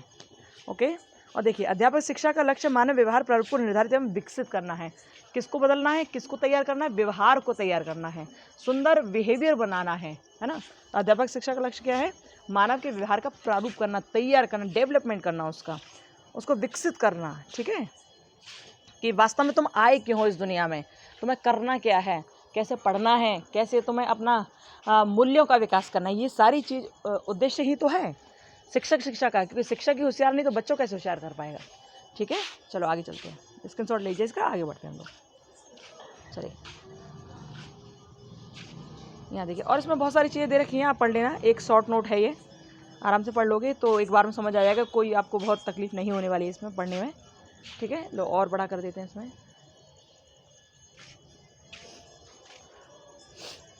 ठीक है, चलिए, बहुत सुंदर सुंदर पॉइंट्स दे रखे हैं, एक बार में पढ़ते चले जाओगे तो समझ आ जाएगा, आपको दिक्कत नहीं होगी।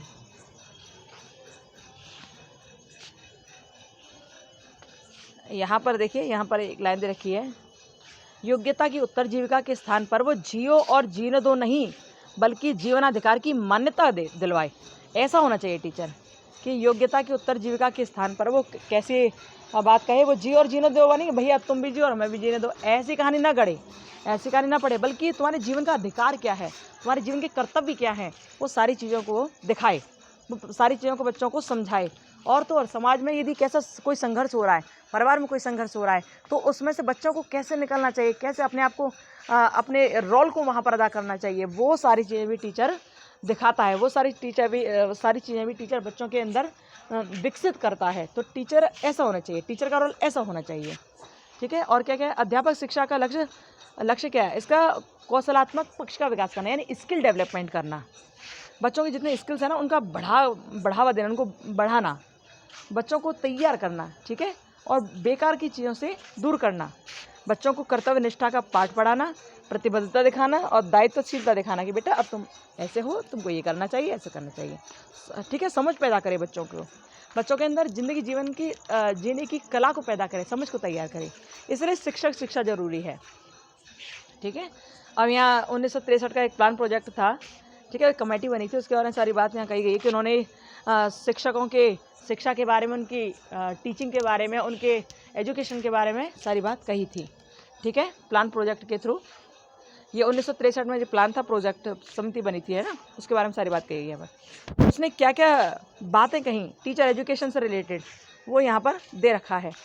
और एनसीईआरटी ने क्या कहा, वो यहाँ दे रखा है, तो आप इसको सही से पढ़ लेना। एनसीईआरटी क्या क्या कहता है कि क्यों टीचर की एजुकेशन ज़रूरी है, क्या कहता है?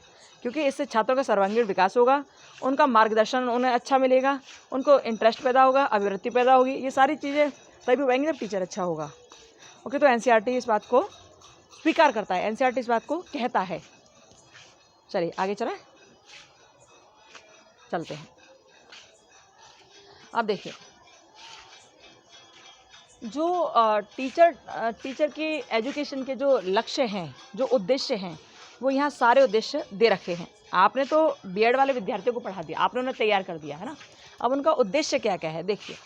पूर्व प्राथमिक स्तर पर क्या उद्देश्य होना चाहिए, प्राथमिक स्तर पर क्या उद्देश्य होना चाहिए, पूर्व प्राथमिक स्तर पर सामान्य उद्देश्य भी हैं कुछ और विशिष्ट उद्देश्य भी हैं, है ना। तो ये आप देख लेना, बड़े आराम से दे रखा है कि स्वास्थ्य संबंधी होने चाहिए और संवेग संबंधी होने चाहिए, बच्चों को सिखाना चाहिए। बेटा इस तरह नाराज नहीं हो जाते हैं एकदम से, है ना।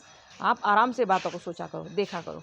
और बौद्धिक पक्ष देना चाहिए, अनुभूति संबंधी होनी चाहिए। और विशिष्ट उद्देश्य में क्या क्या आता है, इसमें जो उसका जो समाजशास्त्रीय ज्ञान है ना, जो समाज के द्वारा बच्चा सीख रहा है, उसके बारे में उसे निखारना चाहिए, उसके बारे में उसे समझाना चाहिए।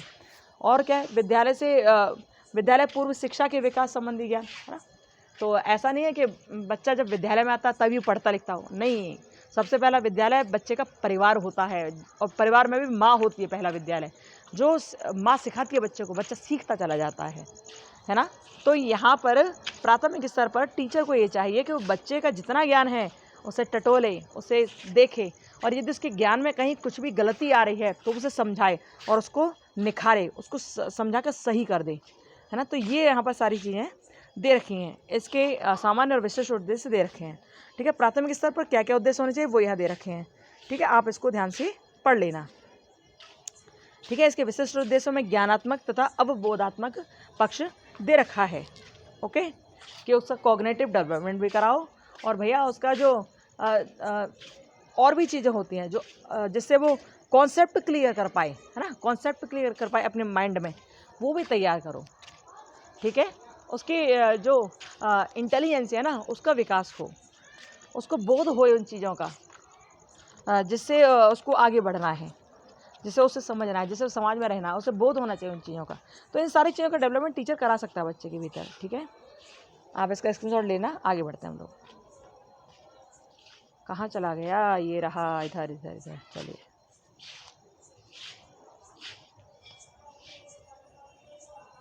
ये देखिए, अभी देखिए योग्यता विकास, ये प्राथमिक स्तर पर दिखाया जा रहा है, इसका भी आप स्क्रीनशॉट ले लीजिए, है ना।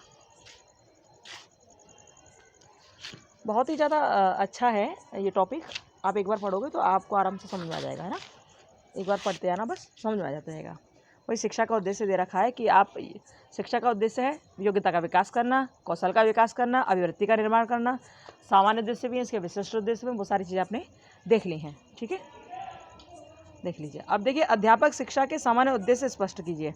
अभी आपने देखा था सामान्य उद्देश्य के बारे में, अब देखिए सामान्य उद्देश्य को यहाँ थोड़ा बड़ा करके दिखाया गया है। यहाँ अब पूरा एक प्रश्न दे दिया गया है सामान्य उद्देश्यों का, तो सामान्य उद्देश्य का पूरा प्रश्न दिया है तो भैया उत्तर भी उसी के हिसाब से होगा, है ना। तो यहाँ देखा, भारतीय संविधान में निर्दिष्ट राष्ट्रीय मूल्यता लक्ष्यों को विकसित करने के लिए क्षमता का उन्नयन करना, सामान्य उद्देश्य ही है, ठीक है। यानी कि मूल्यों का विकास करना, मूल्यों को उन्नयन करना, ये किसका उद्देश्य है, अध्यापक शिक्षा का उद्देश्य है। आधुनिकरण पर जोर देना, सामाजिक परिवर्तन पर जोर देना, समाज में अच्छा परिवर्तन हो ये तैयार करना, और सामाजिक सन्नद्धता को स्पष्ट करना, अंतर्राष्ट्रीय अवबोध पैदा करना, ठीक है। ये सारी चीज़ें अध्यापकों के इसमें दे रखी हैं, ठीक है। ये है क्या है, सामान्य उद्देश्य है ये अध्यापक की शिक्षा का, ओके। आप इसका स्क्रीनशॉट ले लीजिए, आगे बढ़ते हैं हम लोग, चलिए।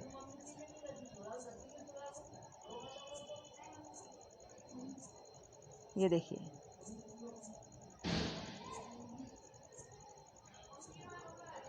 इसका भी स्क्रीनशॉट ले लीजिए, आप आराम से बिल्कुल समझ पाएंगे, कोई दिक्कत वाली बात नहीं है इसमें, है ना।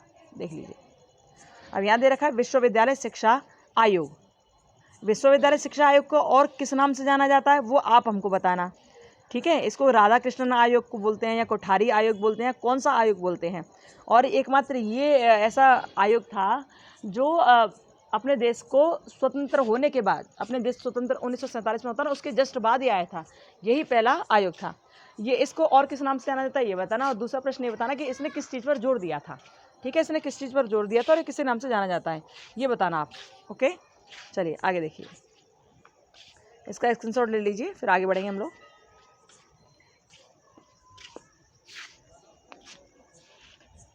आगे चलें, चलिए। देखिए, मतलब ये है कि ये जो पूरा ये यूनिट है ना, इसमें समझाने वाली कोई चीज़ है नहीं, है ना।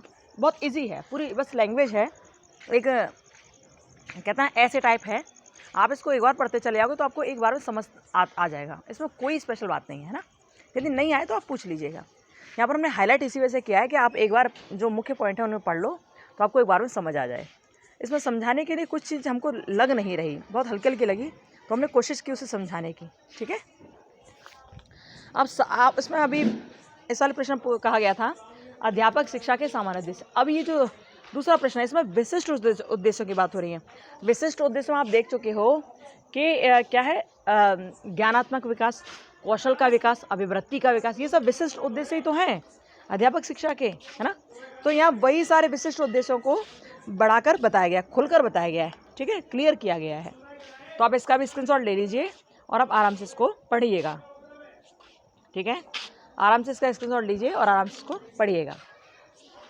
हम लोग आगे बढ़ेंगे, ठीक है। चलिए, ये देखिए, ठीक है, देखिए यहाँ बड़ा सिंपल दे रखा है। ओके, तो देखिए यहाँ पर विशिष्ट उद्देश्यों के बारे में जो सारी चीज़ें थी वो आप यहाँ पढ़ लेंगे बड़े आराम से, ठीक है। शॉर्ट नोट है, बहुत बड़ा नहीं है, और पेज भी क्लियर नज़र आ रहा होगा। जिन बच्चों के पास किताबें नहीं है वो आराम से यहाँ पढ़ लेना, किताबें हैं तो इस तरह पढ़ लेना, आपकी इच्छा है, ठीक है। देखो, आप जानते हो कि यहाँ पर वीडियोज़ इसलिए डाली जाते हैं जिससे ये वीडियो हर बच्चे के पास पहुँचे, जिससे उन्हें किसी भी टॉपिक को समझने में कठिनाई ना हो, है ना। वो आराम से पढ़ पाएँ, आराम से समझ पाएँ, इसलिए वीडियो डाली जाती है। तो आप आराम से समझोगे तो और अच्छा है, और बच्चों को इसे शेयर करोगे तो और ज़्यादा अच्छा है, ताकि हर बच्चे के पास ये पहुंच जाएंगे। उनको फिर किताब लेने की आवश्यकता नहीं पड़ेगी, क्योंकि हर जगह किताबें मिलती भी नहीं है इसकी, है ना। तो आप ध्यान रखना, शेयर भी करना है इसको, कोशिश करना शेयर करने की। चलिए आगे बढ़ते हैं। विशिष्ट उद्देश्यों में ही है यहाँ तक ये।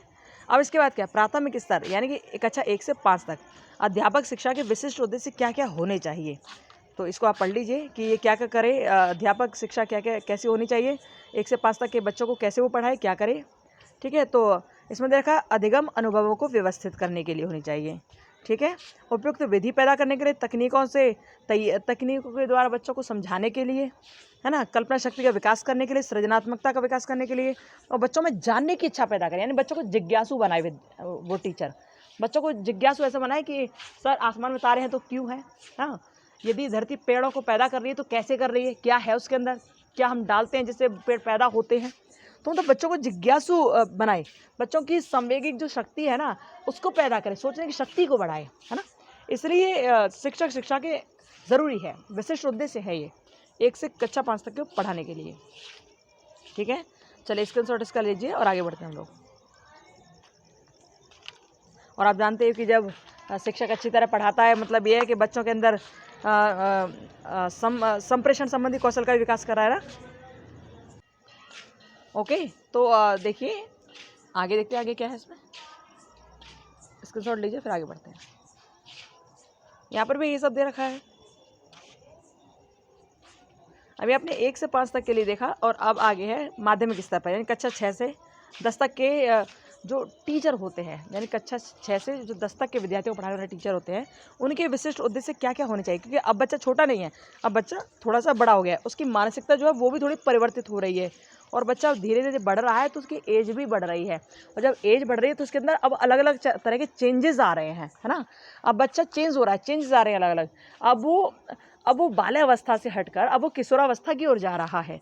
तो किशोरावस्था में जब बच्चा प्रवेश करता है तो एक टीचर जो उन्हें पढ़ा रहा है उसके क्या क्या उद्देश्य होने चाहिए, और बच्चों को उनकी बढ़ती उम्र के बारे में कैसे वो समझाएं कि बच्चे जो आपके फिजिकल चेंजेस आ रहे हैं ना, जो आपके भीतर चेंजेस आ रहे हैं वो कोई स्पेशल नहीं है, वो सबके अंदर होते हैं, वो समझा पाए टीचर, है ना। ऐसा होना चाहिए, उनके अंदर और शक्ति विकास करे और सुंदर चीज़ों का उनके अंदर विकास करता चला जाए, ऐसा होना चाहिए टीचर, है ना। तो यहाँ पर जो कक्षा 6 से 10 तक को पढ़ाने वाले टीचर हैं उनके बारे में कहा गया है। आप इसको बहुत ध्यान से देखेंगे, समझ जाएंगे एक बार में, ठीक है, कोई परेशानी वाली बात नहीं है। स्क्रीनशॉट ले लीजिए, हम लोग आगे बढ़ते हैं। चलिए देखो, अभी हमने आपको जो पिछले पेजों में बताया, पिछले पन्नों में बताया, वही दोबारा से यहाँ पूरा दे रखा है। ये फर्स्ट यूनिट चल रही है, आपको पता ही होगा, पेपर 4 की, ठीक है, पेपर 204 की फर्स्ट यूनिट चल रही है। अभी जो आप पीछे देख रहे हो दोबारा से वही दे रखा है यहाँ, अध्यापक शिक्षा का महत्व। तो यहाँ पर भी बताने वाली कोई चीज़ नहीं है ऐसी जो बताई जाए, आप बड़े आराम से समझ जाओगे। स्क्रीनशॉट ले लीजिए, आगे बढ़ते हैं हम लोग। ओके, चलिए एक बार हम फिर कह रहे हैं आपसे, यदि क्लियर नहीं नज़र आ रहा हो तो आपको क्या करना है, आपको जो ऊपर वीडियो के ऊपर जो 3 पॉइंट्स नज़र आ रहे होंगे आपको साइड में, ऐसे 3 पॉइंट होंगे, उसको हाई क्वालिटी कर लेना, ठीक है, हाई क्वालिटी करके देखना जिससे आपको क्लियर समझ आ जाए। ओके, देखिए ध्यान से क्या क्या है इसमें, स्क्रीनशॉट लीजिए, आगे बढ़ते हैं हम लोग। फिर अध्यापक शिक्षा के बारे में बताया गया, ये भी एक शॉर्ट नोट है अध्यापक शिक्षा का ही। चलिए, अब बच्चे सोच रहे होंगे अध्यापक शिक्षा के बारे में बड़ा दे रखा है। भाई काहे नहीं दे रखे हैं, क्योंकि आप तो अध्यापकों को पढ़ाने के लिए तैयार हो रहे हैं ना, तो इसी के बारे में देंगे ये लोग, है ना। अब देखो यहाँ अध्यापक शिक्षा का महत्व दे रखा है, क्या महत्व है, तो महत्व देख लीजिए, सर्वांगीण विकास करना है और किस किस का सेवाकालीन जो सेवा से पूर्व के भावी अध्यापक हैं उनके अंदर भी टीचिंग एप्टीट्यूड का विकास करना, और जो सेवा कर रहे हैं यानी कि जो टीचिंग कर रहे हैं उनके अंदर और ज़्यादा कौशलों का विकास करना, इसका उद्देश्य है। ठीक है। नवाचारिक को बढ़ावा देना, शोधमूलक प्रकृति का विकास करना। नवाचारिक यानी कि नई नई चीज़ें के द्वारा, नए नए TLMs के द्वारा जो बच्चों को तैयार करे, जो बच्चों को पढ़ाए उसकी तैयारी करनी, उसको पढ़ाना है, उसको समझाना है। ठीक है। और जो शोधमूलक प्रवृत्तियाँ हैं यानी कि रिसर्च के लिए बच्चा तैयार है, जिज्ञासु भाव रखे, उसके लिए तैयार करना है। ठीक है। और बाकी ये सारी चीज़ें यहाँ देखिए, अध्यापक एक मार्गदर्शनकर्ता भी होता है, परामर्शदाता भी होता है। ठीक है। तो ये सारी चीज़ें हैं, आप देख लीजिएगा, स्क्रीनशॉट ले लीजिए इसका। चलिए आगे चलते हैं। अब यहाँ दे रखा है, ब्रिटिश काल में अध्यापक शिक्षा पर टिप्पणी। जो हम लोग पढ़ रहे हैं वो इस टाइम के लिए पढ़ रहे हैं कि कैसा होना चाहिए, लेकिन ब्रिटिश काल जो था हमारे यहाँ, क्योंकि आप जानते हो 200 साल तक इन अंग्रेज़ों ने हम लोगों की छाती पर मूंग दली है, जानते हो ना अच्छी तरह से। उनके टाइम में कैसी थी ये शिक्षा, यहाँ पर वो सारी बात बताई गई है। कैसे कैसे शिक्षा आगे बढ़ी, कैसे कैसे उन्होंने स्कूलों का निर्माण किया, कैसे विद्यालय बने, क्या हुआ, कैसे गुरुकुल पद्धति से हम लोग एक नई क्रियाओं की ओर बढ़े, कैसे हम लोग अपनी सांस्कृतिक पद्धति को छोड़कर कैसे अंग्रेजी शिक्षा की ओर पहुँचे, यह सारी चीज़ें बताई गई हैं। लेकिन मुख्य रूप से यहाँ वो चीज़ें बताई गई हैं जिससे आपकी बौद्धिकता का विकास हुआ है। ठीक है। यहाँ नेगेटिव पॉइंट को न लेकर पॉजिटिव पॉइंट को रखा गया है। तो आप एक टीचर जब बनेंगे तो आपको हमेशा ध्यान रखना है कि आप नेगेटिव पॉइंट को न लें, आप पॉजिटिव पॉइंट रखें, अधिकतर पॉजिटिव पॉइंट ही आप रखें। ठीक है। क्योंकि आप पॉजिटिविटी फैलाओगे वही आपके लिए सही है, जितनी पॉजिटिविटी होगी उतना ही ज़्यादा अच्छा है। आप नेगेटिव में पॉजिटिव को देखने का प्रयास करें, आप ऐसा करें। ठीक है। चलिए, तो आप देख लेना, स्क्रीनशॉट इसका ले लेना। यहाँ पर यही दे रखा है कि कैसे कैसे विद्यालयों की स्थापना की गई, क्या क्या हुआ, स्टार्ट में क्या हुआ, बाद में क्या हुआ। ठीक है। यहाँ वही सब दे रखा है। तो यहाँ 1947 से पहले की कथा है। ठीक है। 1947 से पहले की सारे स्कूल कॉलेजों के बारे में बताया गया है। चलिए आगे बढ़े, चलते हैं। देखिए यहाँ हर्टॉग कमेटी ने क्या कहा कि कैसे क्या करना चाहिए ना, ये हर्टॉग कमेटी की बात आती है, इसमें बड़ा फेमस है 1929 की बात। प्रदर्शन स्कूल क्या थे, डेमोन्स्ट्रेशन स्कूल, तो ये सारी चीज़ें यहाँ पर बताई गई हैं। ठीक है। हाँ बिल्कुल कठिन नहीं है, बिल्कुल परेशान मत हो, पढ़ लोगे तो एक बार में समझ आ जाएगा, कोई दिक्कत नहीं आएगी। चलिए आगे चलते हैं।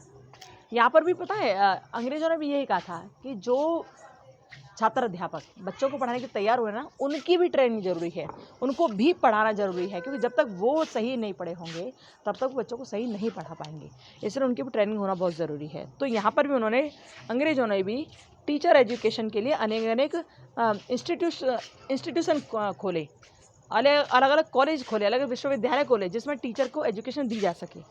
ठीक है। वही सब था यहाँ पर, उनके बारे में यहाँ पर बताया गया है। ठीक है। चलिए आगे चलते हैं हम लोग, स्क्रीनशॉट दीजिए इसका, आगे बढ़ें।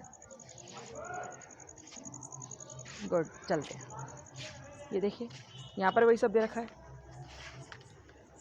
इसका भी स्क्रीनशॉट दीजिए। अच्छा ये देखिए, ये तो यहाँ तक तो बात हो गई 1947 से पहले की, है ना, जो अंग्रेज़ों के टाइम पर बात कही गई थी कि उन्होंने टीचर एजुकेशन के लिए क्या क्या किया। अब इसके बाद देखिए, शिक्षक शिक्षा के समाज कल्याण से संबंधित कार्य। एक शिक्षक जो होता है, एक टीचर जो होता है ना, वो समाज से संबंधित रहता है, क्योंकि वो सामाजिक ही प्राणी है। ठीक है। सामाजिक प्राणी तो है वो। अब उसके कार्य क्या क्या है समाज में, आप सोच के देखिए, टीचर क्या क्या कर सकता है। भाई टीचर अपने टीचिंग एप्टीट्यूड के द्वारा बहुत तरह की सेवाएं दे सकता है समाज में, है ना, अनेक प्रकार की सेवाएं दे सकता है, अनेक प्रकार की सेवाओं के द्वारा समाज का विकास वो कर सकता है ना। इसको 5 वर्गों में विभाजित किया गया है। जो शिक्षक के जो कार्य है ना, जो शिक्षक शिक्षा के जो सामाजिक कल्याण के कार्य है ना, उन्हें 5 भागों में बांटा गया है। पहला क्या है, समाज सेवा क्लब। अब देखो भैया, जैसे कहीं पर पानी की व्यवस्था नहीं है ना, पानी की व्यवस्था नहीं है, तो टीचर क्या कर सकता है, समाज के लोगों से मिलकर वहाँ पर पानी की टंकी लगवा सकता है कि भाई पैसे मैं भी दे रहा हूँ, थोड़े से आप भी मिलाओ, सब लोग मिलकर हम लोग यहाँ पर एक पानी की टंकी रखवा देते हैं, जिससे समाज की सेवा होगी, जिससे जिन लोगों के पास पानी नहीं है वो आने जाने वाले लोग पानी पी लिया करेंगे। अच्छा, इतना काम ना करवा पाए तो गर्मियों का टाइम चल रहा है, वो टीचर क्या करें, जगह जगह पर पानी की ऐसी व्यवस्था करवा दे जहाँ पर पक्षी पानी पी सकें, है ना, कोई प्यासा रहे।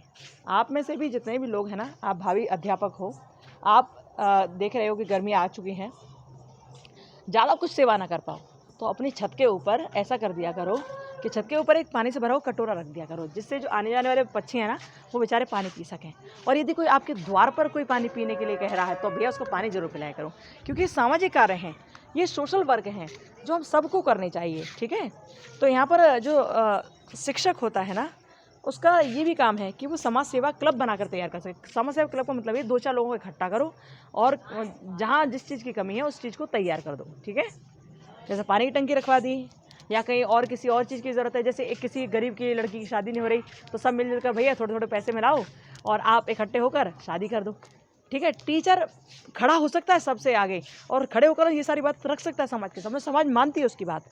ठीक है, तो जिससे सबका उद्धार हो जाए, तो टीचर का ये काम होना चाहिए। ठीक है, उसके बाद सहकारी क्रियाएँ करें, जो भी काम है जो लोग कर रहे हैं उनके साथ कार्य करें, समाज का ही तो हिस्सा है ना, तो समझ कार्य कर सकता है। और देखिए थर्ड क्या है, श्रमदान, यानी कि समाज सेवा देकर, श्रमदान देकर। अब देखिए जगह जगह पर गंदगी भरी पड़ी है ना, जगह जगह पर गंदगी भरी पड़ी है। अच्छा, हमने एक वीडियो देखा था, उसमें एक टीचर थे, पता नहीं किसी विद्यालय के थे, और वो प्रिंसिपल थे, टीचर ने प्रिंसिपल थे वो जितनी बार देखते हैं ना कि स्कूल गंदा हो रहा है तो अपने हाथों से झाड़ू लगा दिया करते थे वहाँ पर। हमने एक वीडियो देखी थी। तो यही तो श्रमदान है भैया, ये समाज की सेवा भी है, श्रमदान कर रहे हैं। वो कह नहीं रहे किसी से कि भाई तुम आकर कर दो, वो स्वयं कर रहे हैं, वो श्रमदान कर रहे हैं, वो पढ़ाने के साथ साथ ये काम भी कर रहे हैं। तो टीचर ऐसा भी तो होता है भाई।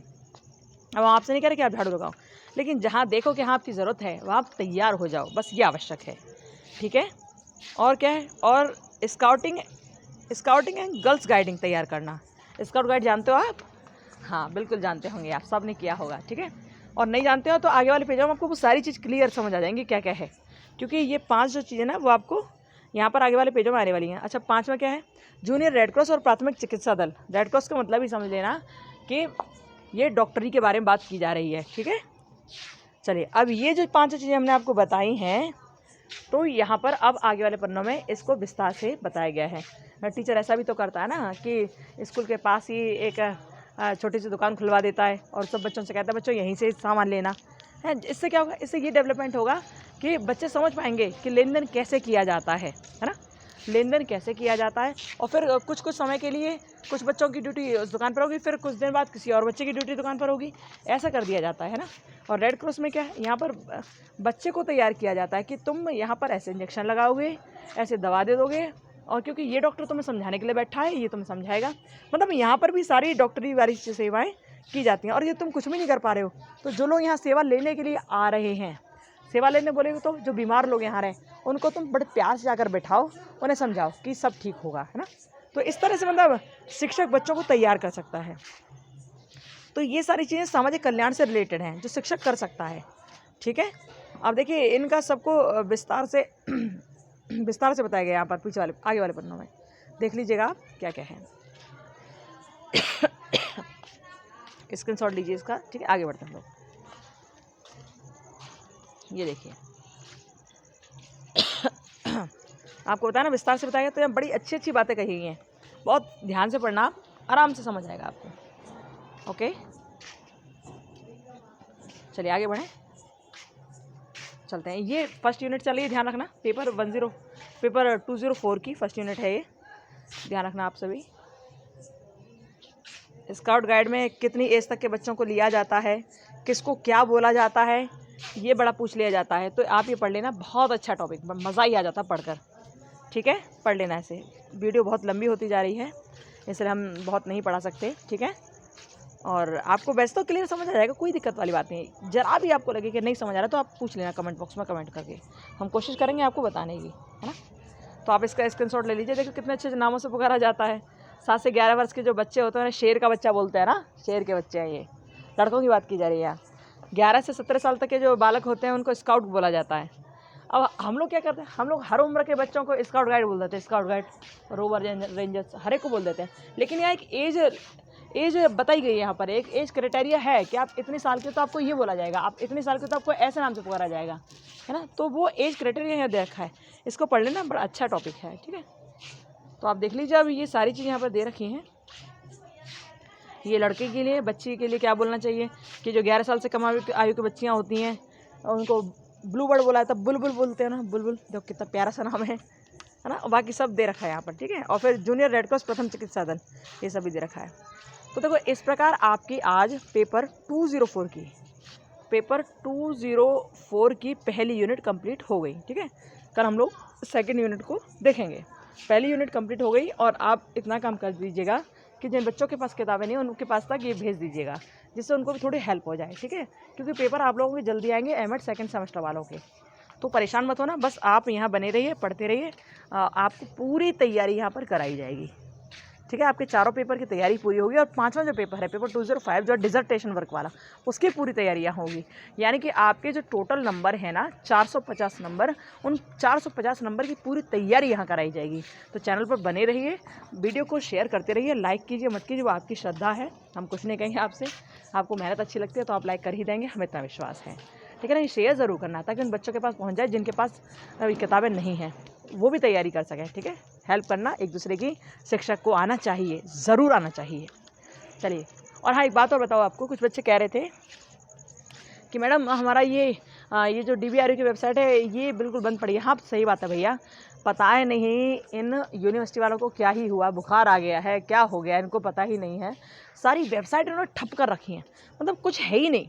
आप कोई भी इनकी वेबसाइट क्लिक करते हो, ओपन करते हो, कुछ खुलता ही नहीं है, सब ठप करके सब बंद करें। ना तो रिजल्ट कोई ओपन हो रहा है, और ओपन तो छोड़ो, वो शो ही नहीं हो रहा। DBRU की वेबसाइट को आप किसी को भी क्लिक करके देखते हो, ओपन करके देखते हो, कुछ खुलता ही नहीं है।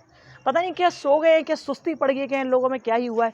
कुल मिलाकर ये कि बहुत बड़ा मैटर अभी चल रहा है वहाँ पर, कुछ दिन में सॉल्व हो जाएगा, उसके बाद यहाँ पर ये लोग ओपन कर पाएंगे। ठीक है, बस इतना समझिए, आप ज़्यादा मत सोचिए। ठीक है, और एडमिशन कब होगा, कैसे होगा, आप यही सोचिए कि जल्दी ही होगा, क्योंकि जब तक ये वेबसाइट ओपन नहीं हो रही तब तक कुछ कहा नहीं जा सकता, लेकिन जल्दी होगा अब। ठीक है, कुछ बच्चे जो एडमिशन लेने वाले हैं वो भी तैयार हैं कि मैम कैसे एडमिशन लें, वो भी पूछ रहे हैं। तो भैया आप थोड़ा सा वेट कर लीजिए, बस यूनिवर्सिटी में पता नहीं क्या अकाल पड़ गया, यानी क्या ही हुआ है। ठीक है, तो जल्दी होगा सब कुछ, वहाँ जाकर बात की जाएंगी जो भी है। ओके, चलो कोई बात हो तो कमेंट बॉक्स में आप कमेंट करना, फिर मिलेंगे, कल मिलते हैं फिर दोबारा से। और आज से क्लासेस स्टार्ट हो गई हैं एमएड सेकंड सेमेस्टर की, जिन बच्चों को नहीं पता उनको बता देना ताकि वो आराम से पढ़ सकें। ठीक है, एमएड सेकंड सेमेस्टर चल रहा है, ये ध्यान रखना। और ये पेपर 204 है, पेपर 204 है ये। ओके, चलिए कोई बात हो तो कमेंट बॉक्स में कमेंट करना, फिर मिलते हैं। ओके बाय, राधे राधे, राम राम, खुश रहिए, मस्त रहिए, अपना ध्यान रखिए, बाय बाय।